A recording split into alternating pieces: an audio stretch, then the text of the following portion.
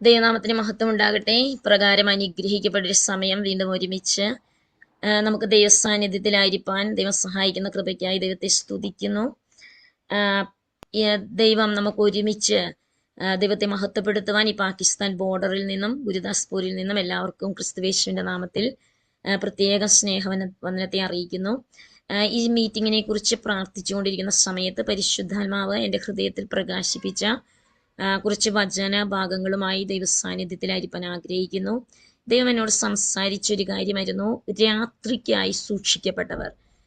ദൈവം ഈ മീറ്റിങ്ങിനെ കുറിച്ച് പ്രാർത്ഥിച്ചപ്പോൾ പരിശുദ്ധാത്മ പറഞ്ഞു, രാത്രിക്കായി സൂക്ഷിക്കപ്പെട്ടവർ. നമ്മുടെ ജീവിതത്തെ നമുക്കറിയാം, അന്ധകാരത്തിനായി സൂക്ഷിക്കപ്പെട്ട ദൂതഗണങ്ങളെ കുറിച്ചെല്ലാം നമുക്ക് ദൈവജനത്തെ കാണാൻ സാധിക്കും. പക്ഷെ ഇത് വ്യത്യസ്തമാണ്.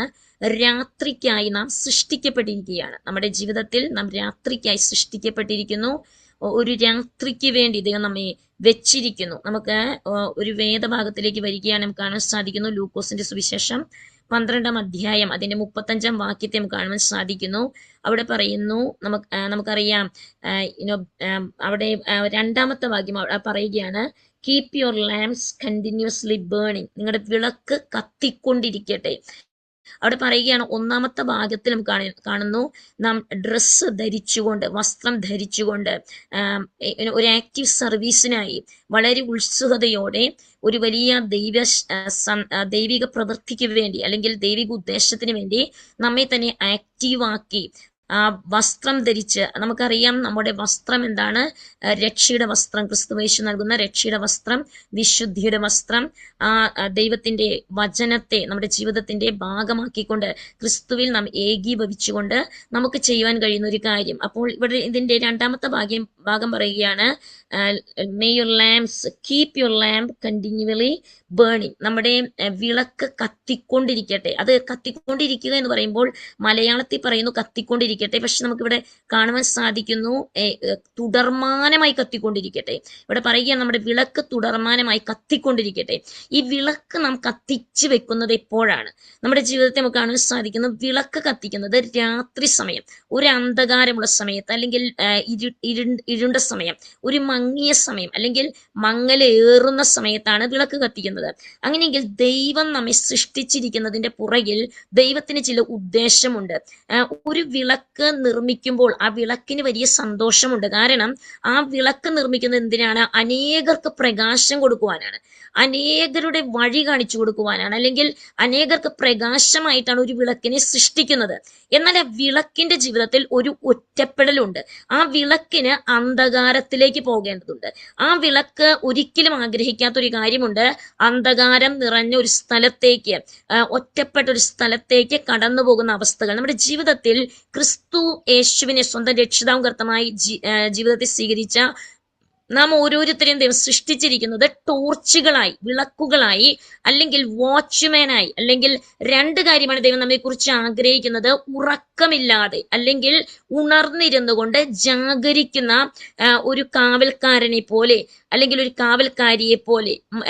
മറ്റൊന്ന്, നാം എന്താ പറയുക, രാത്രി എല്ലാവരും കിടന്ന് ഉറങ്ങുന്ന സമയത്തും ഒരുപക്ഷെ ഇരുട്ട് കാണിക്കുന്നത് ഭയത്തെയാണ്.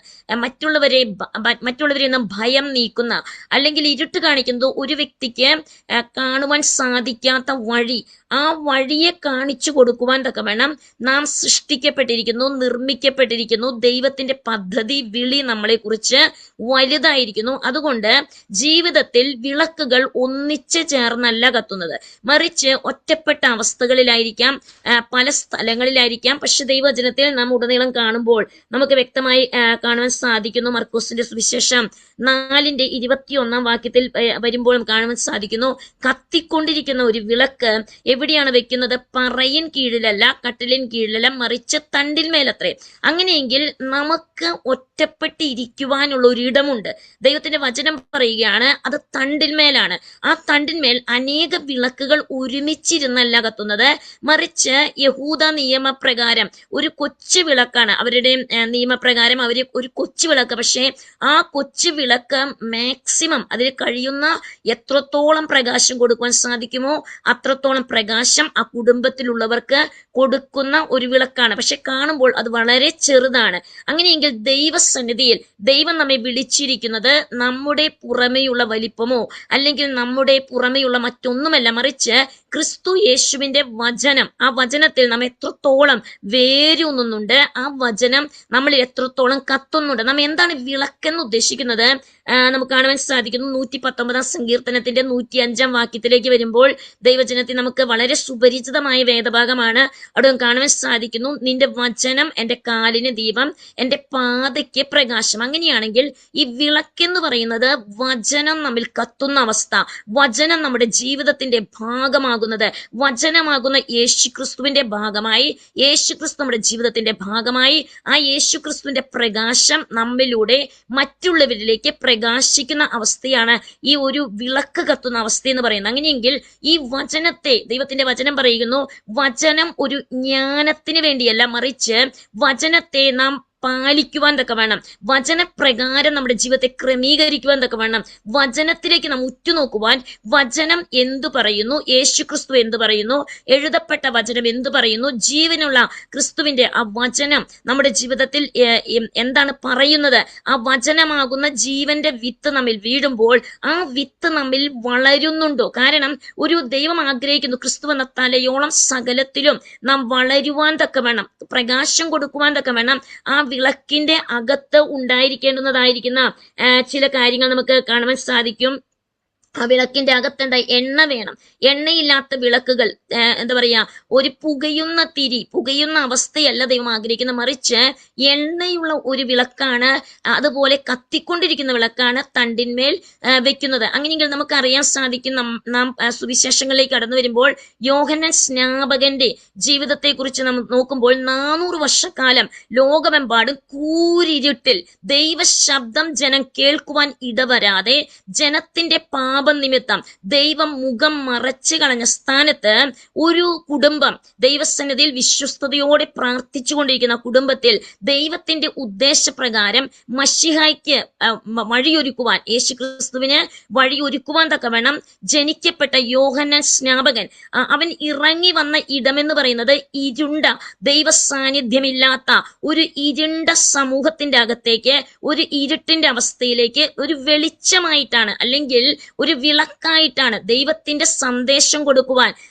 നമുക്കറിയാം, യോഹന്നാൻ സ്നാപകൻ കൊടുത്ത സന്ദേശം ഇതായിരുന്നു, എന്താണ്, എന്താ പറയാ, മാനസാന്തരപ്പെടുവാൻ തക്ക വേണം, അല്ലെങ്കിൽ ദൈവജനത്തെ നമുക്ക് കാണാൻ സാധിക്കുന്നു.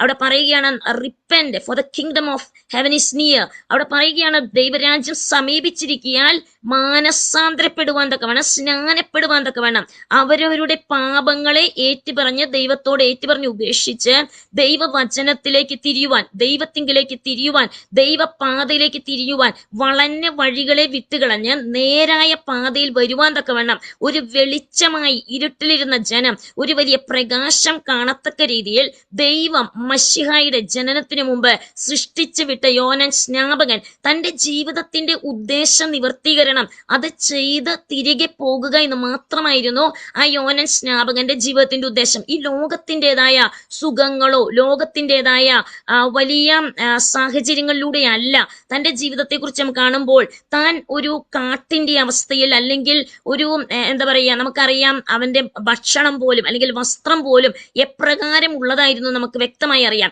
അവന്റെ ഉദ്ദേശം എന്തായിരുന്നു? അവന്റെ കണ്ണുകൾ അവന്റെ വസ്ത്രത്തിലേക്കോ അവന്റെ ഭക്ഷണത്തിലേക്കോ അല്ലായിരുന്നു, മറിച്ച് അവനെ കുറിച്ചുള്ള ദൈവിക ഉദ്ദേശം നിവർത്തീകരിക്കണം. ആ സമയ കാലയളവിനുള്ളിൽ തനിക്ക് ലഭിച്ചിരിക്കുന്ന ആ കൊച്ചു യൗവന ജീവിതത്തിൽ താൻ ഈ ഭൂമിയിൽ നിന്ന് മാറ്റപ്പെടുന്നതിന് മുമ്പ് മശിഹായ്ക്ക് വഴി ഒരുക്കിയതിനു ശേഷം താനാകുന്ന ആ വിളക്ക് ഈ ഭൂമിയിൽ കെട്ടുപോയി സ്വർഗത്തിൽ നിരന്തരമായി കത്തിക്കൊണ്ടിരിക്കുന്ന അവസ്ഥയിൽ നാം സ്വർഗത്തിലേക്ക് പോകുന്നതിന് മുൻപ് തന്റെ ജീവിതത്തിൽ നിവർത്തീകരിക്കേണ്ട കാര്യം നിർവഹിക്കുവാൻ തക്കവണ്ണം തന്നെ ഏൽപ്പിച്ചു കൊടുക്കുവാൻ ഇടയിൽ തീർന്നു. നമ്മുടെ ജീവിതത്തിന്റെ സാഹചര്യങ്ങൾ എത്രയും മോശമായി തീരുന്നുവോ, നമുക്കൊരു കാര്യം മനസ്സിലാക്കണം, എത്രത്തോളം കൂരിരുൾ താഴ്വരയാണ് നാം കടന്നു പോകുന്നത്, അത്രത്തോളം പ്രകാശം കൊടുക്കുവാൻ, അത്രത്തോളം പ്രകാശിക്കുവാൻ, ക്രിസ്തുവിന് വേണ്ടി വെളിച്ചമായി നിൽക്കുവാൻ നാം ദൈവജനത്തെ വിളക്കിനെ കുറിച്ച് പറയുമ്പോൾ നമുക്കറിയാം, ഒരു യഥാർത്ഥ ശുദ്ധീകരിക്കപ്പെട്ട ജീവിതം അല്ലെങ്കിൽ സത്യത്തിന് വേണ്ടി നിൽക്കുന്ന ജീവിതമാണ്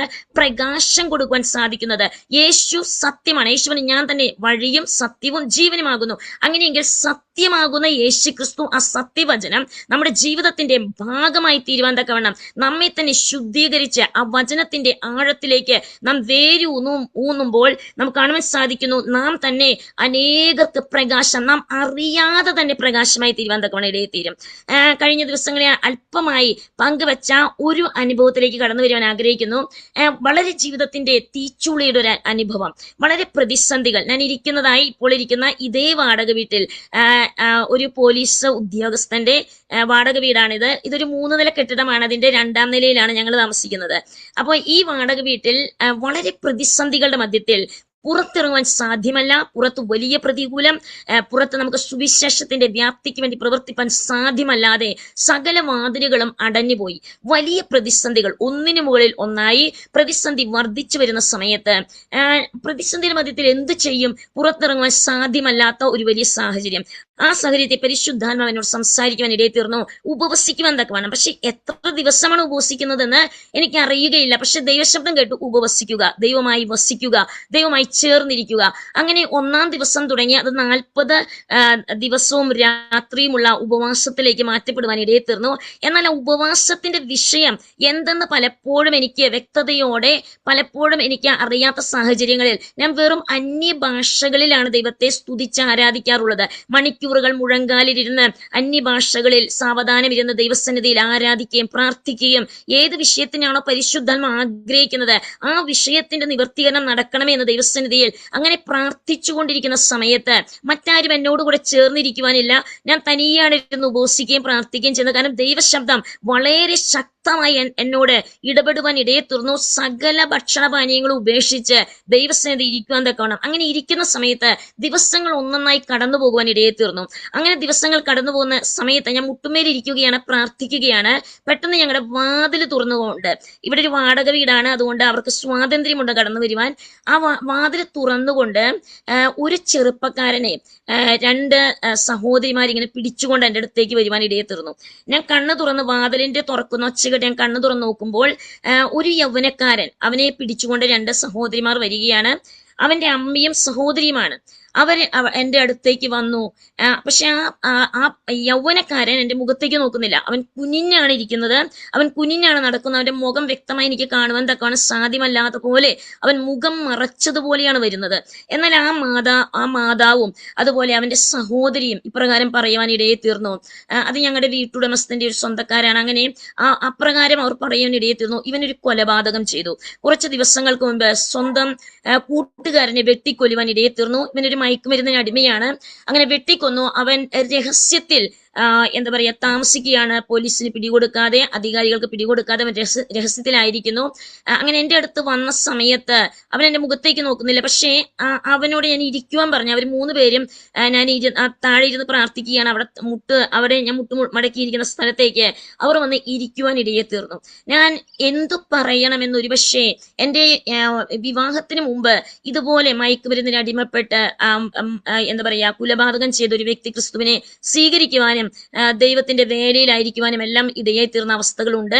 സുവിശേഷം അദ്ദേഹത്തോട് പറയുവാനും അദ്ദേഹം ദൈവത്തിന്റെ സന്നിധിയിലേക്ക് കടന്നു വരുവാനും തീർത്തും തന്റെ ജീവിതം ക്രിസ്തുവിന് വേണ്ടി സമർപ്പിക്കുവാൻ ഇടയായി തീർന്നിട്ടുണ്ട്. എന്നാൽ ആ കാലം അനേകം വർഷങ്ങൾക്ക് മുൻപാണ്. അതെന്റെ 10-13 വയസ്സുള്ള സമയത്തുള്ള സംഭവമാണ്. എന്നാൽ ഈ കുഞ്ഞ് കടന്നു വരുന്ന, ഈ യൗവനക്കാരൻ കടന്നു വരുന്ന സമയത്ത് പരിശുദ്ധാത്മാവ് എന്നോട് പറഞ്ഞു, ഇപ്രകാരം പറയുക, നിന്നെ പോലെ ഞാനും കുല ചെയ്തിട്ടുണ്ട്. ഞാൻ അവന്റെ മുഖത്തേക്ക് നോക്കിക്കൊണ്ട് പറഞ്ഞു, മകനെ, നിന്നെ പോലെ ഞാനും എൻ്റെ ജീവിതത്തിൽ കുല ചെയ്ത ഒരു വ്യക്തിയാണ്. അവൻ വളരെ ശ്രദ്ധയോടെ എൻ്റെ മുഖത്തേക്ക് സൂക്ഷിച്ചു നോക്കി. അതുവരെ കുനിഞ്ഞിരുന്ന മുഖം അവൻ നിവർത്തിക്കൊണ്ട് എന്നെ ഉറ്റുനോക്കുവാൻ ഇടയെ തീർന്നു. അവൻ ഉറ്റുനോക്കിയപ്പോൾ ഞാൻ പറഞ്ഞു, ദൈവവചനപ്രകാരം, ഞാൻ വിശ്വസിക്കുന്ന യേശുക്രിസ്തുവിന്റെ വചനപ്രകാരം അവൻ ഇവിടത്തുകാരനാണ്.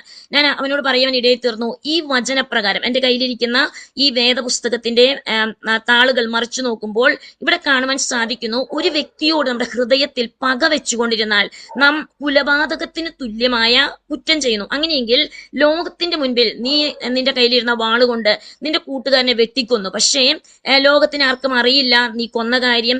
എന്ന് പറഞ്ഞാൽ നിന്റെ അടുത്ത ബന്ധുക്കൾക്കും അതുപോലെ അടുത്ത ആൾക്കാർക്ക് മാത്രം അറിയുന്ന ഒരു കാര്യമാണ്.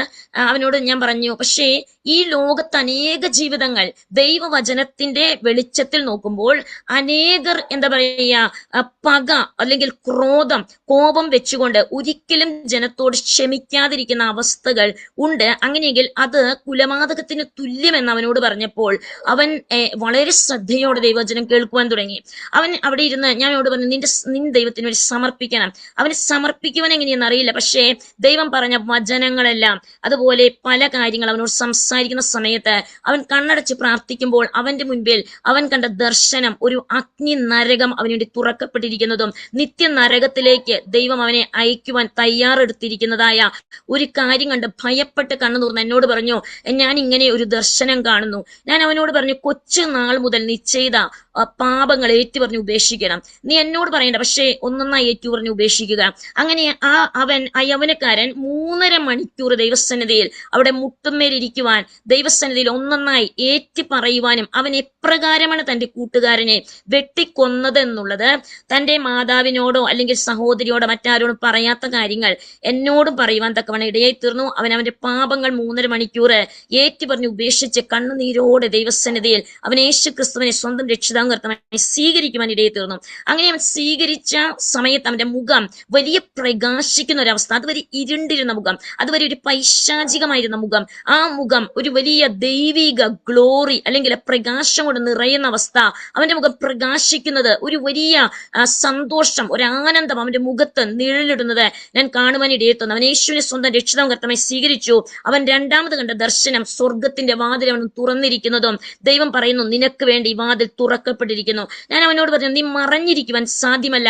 നീ പോയി അധികാരികൾക്ക് പിടികൊടുക്കണം, തടവറയിൽ നീ കടന്നു പോകണം, കാരണം നിയമത്തിന് നീ കീഴടങ്ങണം. അങ്ങനെ അന്ന് 4 മണിക്ക് അവൻ വീണ്ടും തടവറയിലേക്ക് കടന്നു പോകുന്നതിന് മുമ്പ് അവൻ എൻ്റെ അടുത്ത് വന്ന് വീണ്ടും പ്രാർത്ഥിക്കുവാൻ ഇടയെ തീർന്നു. അവൻ തടവറയിലേക്ക് പോയി. അന്ന് മുതൽ ഈ ഗുരുദാസ്പൂറിന്റെ തടവറയിലെ, ഇവിടെ ഏറ്റവും വലിയ ജയിലാണ്, അവിടെയുള്ള ജയിലിന്റെ വാതിൽ എനിക്കൊരു തുറക്കപ്പെട്ടു. കാരണം എന്റെ പേരും അവൻ അവിടെ എഴുതി കൊടുത്തതുകൊണ്ട് എല്ലാ ആഴ്ചയിലും പോയി സുവിശേഷം പറയുവാൻ, എല്ലാ ആഴ്ചയിലും അവനെ പോയി കാണുവാൻ, എല്ലാ വാതിലും അടഞ്ഞിരുന്ന സമയത്ത് ദൈവം അങ്ങനെ ഒരു വാതിൽ തുറക്കുവാൻ ആ തടവറയുടെ അകത്ത് അവൻ യേശു ക്രിസ്തുവിന് വേണ്ടി തന്റെ ജീവിതം സമർപ്പിച്ചു. ഞാൻ അവനോട് പല കാര്യങ്ങൾ പറഞ്ഞു കൊടുത്ത 3.5 മണിക്കൂറിനുള്ളിൽ എല്ലാ ആഴ്ചയിലും അവനെ കാണുമ്പോൾ ആ ജയിലറകളിൽ അവന്റെ മുഖം വ്യക്തമായി എനിക്ക് കാണുവാൻ സാധ്യമല്ല. കാരണം അനേക അഴികൾ, അതുപോലെ അനേക കൊതുക് വല പോലെ കൊച്ചു കൊച്ചു അനേക അഴികളുണ്ട്. വളരെ മുഖം ചേർത്ത് പിടിച്ചാണ് ഞാൻ അവന്റെ ശബ്ദം തന്നെ കേൾക്കുന്നത്. വളരെ അവ്യക്തമായി അവന്റെ മുഖം എനിക്ക് കാണുവാൻ സാധിക്കും. ഞാൻ അങ്ങനെ അവനോട് വചനം പറയുവാൻ തക്കവണ്ണം എനിക്ക് ലഭിക്കുന്ന സമയം മുഴുവൻ അവനുമായി വചനം പറയുവാൻ, അവനോട് ദൈവം സംസാരിക്കുന്ന ജയിലറകളിൽ അവൻ ദൈവിക ദർശനം പ്രാപിക്കുവാൻ. അങ്ങനെ അവൻ അവിടെ ഭക്ഷണം കഴിക്കാതിരിക്കാൻ സാധ്യമല്ല. പക്ഷേ അവൻ രഹസ്യമായി അവന്റെ ഭക്ഷണം ഉപേക്ഷിച്ചുകൊണ്ട് ഒരു നേരം ഭക്ഷണം കഴിച്ച് ഉപവസിക്കാൻ തുടങ്ങി. ആ ജയിലറയിൽ അവൻ പരിശുദ്ധാത്മാവിഷം പ്രാപിച്ചു, അന്യഭാഷ പ്രാപിച്ചു, ദർശനം പ്രാപിച്ചു, ദൈവം അവനോട് സംസാരിക്കുവാൻ തുടങ്ങി.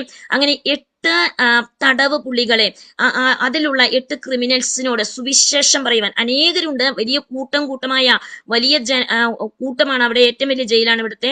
പക്ഷെ 8 പേർ അവൻ മുഖാന്തരം ക്രിസ്തുയേശുവിനെ സ്വന്തം രക്ഷിതാകർത്തമായി സ്വീകരിക്കുവാനും 2 വർഷങ്ങൾക്ക് ശേഷം അവനെ ജയിലറയിൽ നിന്നും പുറത്ത് കടക്കത്തക്ക രീതിയിലുള്ള ഒരു അത്ഭുതം അവന്റെ ജീവിതത്തിൽ ദൈവം ചെയ്യുവാനും അവൻ ഇന്ന് ദൈവത്തിന്റെ വചനവുമായി നിൽക്കുന്ന ഒരു യൗവനക്കാരനായി. ഞാൻ അവനോട് ജയിലിൽ പോകുന്നതിന് മുമ്പ് പറഞ്ഞൊരു കാര്യമുണ്ട്, നീ പൗലോസിനെ പോലെ കർത്താവിന് വേണ്ടി പ്രയോജനപ്പെടും. നീ ദൈവത്തിന് വേണ്ടി നിൽക്കണം, ദൈവവചനത്തിന് വേണ്ടി നിൽക്കണം. കാരണം ഞാൻ ആഗ്രഹിക്കുന്നത്, എന്നോട് ദൈവം ഇടപെട്ടതും നീ പൗലോസിനെ പോലെ നിൽക്കുന്ന ഒരു യൗവനക്കാരനായി തീരുവാൻ ഇടയെത്തീരും. നമ്മുടെ ജീവിതത്തിന്റെ ഇരുണ്ട അവസ്ഥകൾ അല്ലെങ്കിൽ രാത്രിക്കായി സൃഷ്ടിക്കപ്പെട്ടത് എന്തിന്? ആ മാതാവിന്റെയും ആ സഹോദരൻ ജീവിതത്തിൽ അവരുടെ മൂത്ത മകൻ മയക്കുമരുന്നിന് അടിമപ്പെട്ട് മരിച്ചു പോകുവാൻ ഇടയെ തീർന്നു. ഈ 2ാമത്തെ പുത്രൻ, പിന്നെ ഒരു മകളെയുള്ളൂ. അവരുടെ ജീവിതത്തിന്റെ ഇരുണ്ട അവസ്ഥകളിൽ പരിശുദ്ധ പരിശുദ്ധാത്മാവ് എന്നെ പ്രചോദിപ്പിച്ചൊരു കാര്യം, ജീവിതത്തിന്റെ പ്രതിസന്ധികളുടെ മധ്യത്തിലാണ് ഞാൻ ഉപവസിക്കുന്നത്, പക്ഷേ എനിക്ക് വ്യക്തമായി അറിയുന്നില്ല എന്ത് വിഷയമാണ്. കാരണം അനേക വിഷയങ്ങൾ ദൈവം കൊണ്ടുവരുന്നുണ്ട്. അതുകൊണ്ട് അന്യഭാഷകളിൽ അനേക മണിക്കൂറുകൾ ഇരുന്ന് ദിനരാത്രങ്ങളിൽ നിന്ന് ദൈവസന്നിധിയിൽ മുട്ടുമടക്കി ഉപവസിക്കുവാനും പ്രാർത്ഥിക്കുവാനും തുടങ്ങിയപ്പോൾ ദൈവം അനേക വിടുതലുകൾ, ഇതുപോലെ അനേക അത്ഭുതങ്ങൾ, അനേക മന്ത്രവാദികൾ കടന്നു വന്ന് ക്രിസ്തുവേശുവിനെ സ്വന്തം രക്ഷിതാവുമായി കർത്താവെ സ്വീകരിക്കുവാൻ തക്ക വേണം. സമയത്തിന്റെ കുറവ് കൊണ്ട് ഞാൻ എക്സ്പ്ലനേഷൻ അധികം ചെയ്യുന്നില്ല. എന്നാൽ ഇപ്രകാരം പറയാൻ ആഗ്രഹിക്കുന്നു. ഒരു കൊടും മന്ത്രവാദി, അദ്ദേഹത്തിന്റെ ജീവിതത്തിലും എന്ത് സംഭവിച്ചു? പെട്ടെന്ന് തന്റെ കിഡ്നി രണ്ടും തകർന്നു പോയി. താൻ പെട്ടെന്ന് അൺകോൺഷ്യസ് ആയി, ബോധാവസ്ഥയിലായി താൻ വീണു പോകുവാൻ ഇടയിൽ തീർന്നു. ആ വീണുപോയി പോകുന്ന സാഹചര്യത്തിൽ ഒരു കുഗ്രാമം, ഇവിടെയുള്ളൊരു കുഗ്രാമത്തിൽ ഇവിടെ എന്താ പറയാ, സഭകളില്ലാത്തൊരു കുഗ്രാമം, അതുപോലെ എന്താ പറയാ യേശുവിനെ അറിയാത്തൊരു കുഗ്രാമം. ആ കുഗ്രാമത്തിൽ അന്ധനായ ഒരു മനുഷ്യൻ ക്രിസ്തുവേശുവിനെ സ്വന്തം രക്ഷിതാവും കർത്താവെ സ്വീകരിക്കുവാൻ ആ കുടുംബം ദൈവസന്നിധിയിലേക്ക് കടന്നു വരുവാൻ തക്ക വേണം ഇടയെ തീർന്നു. അവർ ഞങ്ങളുടെ സഭയുടെ ഭാഗമായി തീർന്ന് ദൈവത്തെ ആരാധിക്കുകയും സ്തുതിക്കുകയും ചെയ്യുന്ന അവസ്ഥയിലാണ് ആ അന്ധനായ വ്യക്തിയുടെ മകന്റെ ഭാര്യയുടെ കുടുംബമാണ് മന്ത്രവാദികളായിരിക്കുന്ന കുടുംബം. ആ കുടുംബത്തിലെ മരുമകളുടെ അപ്പൻ, പിതാവാണ് കൊടും മന്ത്രവാദിയായി. ആ വ്യക്തി വേറൊരു ഗ്രാമത്തിലാണ് താനായിരിക്കുന്നത്. അവിടെ എന്ന് പറഞ്ഞിട്ടുണ്ടെങ്കിൽ അവർ വീടുകളില്ല, മറിച്ച് ഗുഹകളുടെ അകത്ത് താമസിച്ച് മന്ത്രവാദം ചെയ്യുന്ന ഒരവസ്ഥ ഇവിടെയുണ്ട്. അങ്ങനെ ഒരു കൊടും മന്ത്രവാദത്തിന്റെ അവസ്ഥയിൽ താൻ ആയിരിക്കുന്ന അവസ്ഥയിൽ അവിടെ ആർക്കും കടന്നു പോകാൻ സാധ്യമല്ല. എന്നാൽ താൻ തളർന്നുപോയി. അങ്ങനെ ഈ മരുമകൾ മുഖാന്തരം എന്റെ നമ്പർ കിട്ടി അവരെന്നെ വിളിക്കുവാൻ ഇടയെ തീർന്നു. താൻ 3 ദിവസമായി അൺകോൺഷ്യസ് ആണ്. പല ഹോസ്പിറ്റലിൽ കൊണ്ടുപോയി. പക്ഷേ ഒരിടത്തും ഒരു വിടുതലും കിട്ടാത്ത ആ സാഹചര്യത്തിലാണ് വിളിക്കുന്നത്. 3ാമത്തെ ദിവസം ഒരു ഹോസ്പിറ്റലിലും വിടുതലില്ല, ഒരു സാഹചര്യമില്ല. അങ്ങനെയാണ് ഈ മരുമകൾ എന്നെ കുറിച്ച് പറയുവാനും, അങ്ങനെ എന്താ പറയാ അദ്ദേഹം ആ മന്ത്രവാദിയുടെ മകൻ എന്നെ വിളിക്കുവാൻ ഇടയെ തീർന്നു. വിളിച്ച് ഈ ഫോൺ ആ മന്ത്രവാദിയുടെ ചെവിയിൽ പിടിച്ചു. ഞാൻ പ്രാർത്ഥിച്ചു. അദ്ദേഹം ദൈവത്തിന്റെ യേശുക്രിസ്തുവിന്റെ ശക്തി, അത് നാം തൊടുന്നതല്ലോ, നാം വെറും മൺപാത്രങ്ങളാണല്ലോ. എന്നാൽ യേശുക്രിസ്തു എല്ലായിടത്തും ഹീസ് ഓംനി പ്രസന്റ്. നമുക്കറിയാം അവൻ സർവ്വവ്യാപിയായിരിക്കുന്നത് കൊണ്ട് ക്രിസ്തു യേശു ആ വ്യക്തിയെ തൊടുവാൻ തക്കവണ്ണം ആ മന്ത്രവാദി എഴുന്നേറ്റെങ്കിലും പൂർണ്ണ സൗഖ്യത്തോടെയല്ല, തന്നെ പിടിച്ചുകൊണ്ട് 2 പേർ പിടിച്ച് നമ്മുടെ സഭയിൽ കൊണ്ടുവരത്തക്ക രീതിയിൽ താൻ നടക്കുന്ന അവസ്ഥയിലെത്തുവാൻ, അങ്ങനെ ആ കുടുംബം മുഴുവനുമായി ക്രിസ്തു യേശുവിനെ രുചിച്ചറിയുവാൻ, തന്റെ ജീവിതത്തെ താൻ നോർമലാകുവാൻ, അത്ഭുത സൗഖ്യം പ്രാപിപ്പാൻ ഒരു മരുന്ന് കൊണ്ടല്ല, മറിച്ച് യേശു ക്രിസ്തുവിന്റെ ശക്തി തന്റെ മേൽ നിഴലിടുവാൻ തക്കവണ്ണം ഇടയായി തീർന്നു. പ്രിയ ദൈവജനമേ, ഇരുട്ടിന്റെ അവസ്ഥകൾ, പല ഇരുണ്ട അവസ്ഥകളിലുള്ള ദേശത്താണ് നമ്മളായിരിക്കുന്നത്. പല ഇരുട്ടിന്റെ അവസ്ഥകളുണ്ട്, ഇരുട്ടിന്റെ ദേശാധിപതികളുണ്ട്, ഇരുട്ടിന്റെ പ്രവൃത്തികളുണ്ട്, മന്ത്രവാദമുണ്ട്, ആഭിചാരമുണ്ട്. എന്നാൽ അതിന്റെ മേൽ വാഴുന്ന ദൈവ സാന്നിധ്യം ദൈവം പത്രോസിനോട് പറയുവാൻ ഇടയായി തീർന്നു. പത്രോസേ, ശിമോൻ, യോനയുടെ പുത്രനായ ശിമോനെ, നീ പത്രോസാകുന്നു, നീ പാറയാകുന്നു. ഈ പാറമേൽ ഞാൻ എന്റെ സഭയെ പണിയും.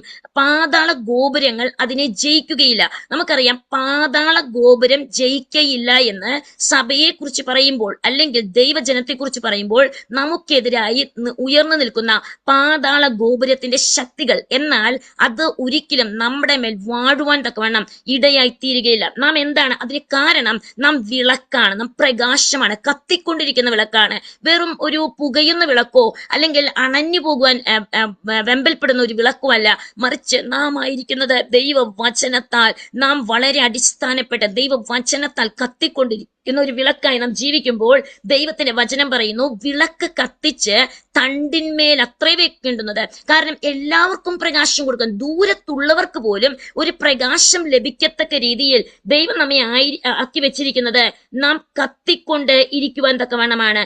അതുകൊണ്ട് ദൈവത്തിന്റെ വചനത്തെ നമുക്ക് കാണാൻ സാധിക്കുന്നു. പലപ്പോഴും എന്താ പറയാ, ഒരു വിളക്ക് ഒരു ഇരുണ്ട സ്ഥലത്ത് ഇരിക്കുമ്പോൾ ഒരു ക്വസ്റ്റ്യൻ ഉണ്ട്. അത് ആരോടുമുള്ള ക്വസ്റ്റ്യൻ അല്ല, ദൈവത്തോടുമല്ല, പക്ഷെ സ്വയമായി ഒന്ന് ചോദിക്കുന്ന ഒരു ചോദ്യമുണ്ട്. എന്തിനാണ്, എന്തുകൊണ്ട് ഞാൻ ഇവിടെ, അല്ലെങ്കിൽ എന്തുകൊണ്ടാണ് ഞാൻ ഇവിടെ ആയിരിക്കുന്നത്? എന്നാൽ നമ്മുടെ ജീവിതത്തിന്റെ കൂരിരുട്ടിന്റെ അവസ്ഥകൾ, നമ്മുടെ ജീവിതത്തിന്റെ പ്രതിസന്ധിയുടെ അവസ്ഥകൾ, നമ്മുടെ ജീവിതത്തിന്റെ വലിയ മാറാ രോഗത്തിന്റെ അവസ്ഥകൾ, നമ്മുടെ ജീവിതത്തിന്റെ നിന്ദയുടെ, അപമാനത്തിന്റെ, കഷ്ടതയുടെ, തീച്ചുളയുടെ അല്ലെങ്കിൽ കല്ലേറിന്റെ അവസ്ഥകൾ, യേശുക്രിസ്തു കടന്നുപോയ വഴിയെന്ന് പറഞ്ഞാൽ നിന്ദയുടെ, അപമാനത്തിന്റെ, അല്ലെങ്കിൽ സർവശക്തനായ ദൈവം ഈ താണ ഭൂമിയിലേക്ക് ഇറങ്ങി വന്നത് ഈ ഇരുണ്ട ലോകത്തെ ഒന്ന് പ്രകാശിപ്പിക്കുവാൻ, താം ലോകത്തിനൊന്ന് പ്രകാശമായി തീരുവാനാണ് യേശു ഭൂമിയിലേക്ക് ഇറങ്ങി വന്നത്. യേശു ഭൂമിയിൽ ഒരു പ്രകാശമാകുവാൻ, നാം യേശുക്രിസ്തുവിന്റെ പ്രകാശമായി തീരുവാൻ തക്കവണ്ണം, അനേക ജനങ്ങൾ ആ ക്രിസ്തുവിന്റെ പ്രകാശത്തിലേക്ക് കടന്നു വരുവാൻ തക്കവണ്ണം യേശു ഇരുണ്ട ഭൂമിയിലേക്ക് ഇറങ്ങി വന്നു. അങ്ങനെയെങ്കിൽ ആദ്യത്തെ ഒരു വിളക്കായി നമുക്ക് കാണാൻ സാധിക്കുന്നു. സൃഷ്ടിയുടെ ആരംഭത്തിൽ ദൈവം വെളിച്ചം ഉണ്ടാകട്ടെ എന്ന് പറഞ്ഞു. ആ വെളിച്ചത്തെക്കാൾ ഉപരിയായി ആ വെളിച്ചം ഒരു താൽക്കാലിക വെളിച്ചമാകുമ്പോൾ അതൊരു സൂര്യന്റെയോ നക്ഷത്രത്തിന്റെയോ അല്ലെങ്കിൽ ചന്ദ്രന്റെയോ ഒരു താൽക്കാലിക വെളിച്ചമായി മാറുമ്പോൾ നിത്യ വെളിച്ചമായിരിക്കുന്ന യേശുക്രിസ്തു ഈ ഭൂമിയിലേക്ക് ഇറങ്ങി വന്നത് നാം ഓരോരുത്തരും ആ നിത്യ വെളിച്ചത്തിന്റെ പങ്കാളികളായി ആ വെളിച്ചമായി പ്രകാശിക്കുവാൻ തക്കവണ്ണം ദൈവം നമ്മെ കുറിച്ച് ആഗ്രഹിക്കുകയാണ്.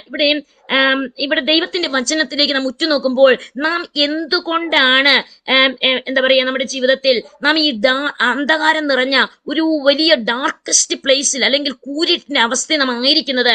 കാരണം നമ്മുടെ അകത്തൊരു ദൈവിക അഭിഷേകമുണ്ട്. ഈ അഭിഷേകം എന്ന് പറയുന്നത് അതൊരു എന്താ പറയാ വിളക്കിന്റെ അകത്തെ എണ്ണ. ആ എണ്ണ ഇല്ലാത്ത വിളക്ക് ഉപയോഗശൂന്യമാണ്.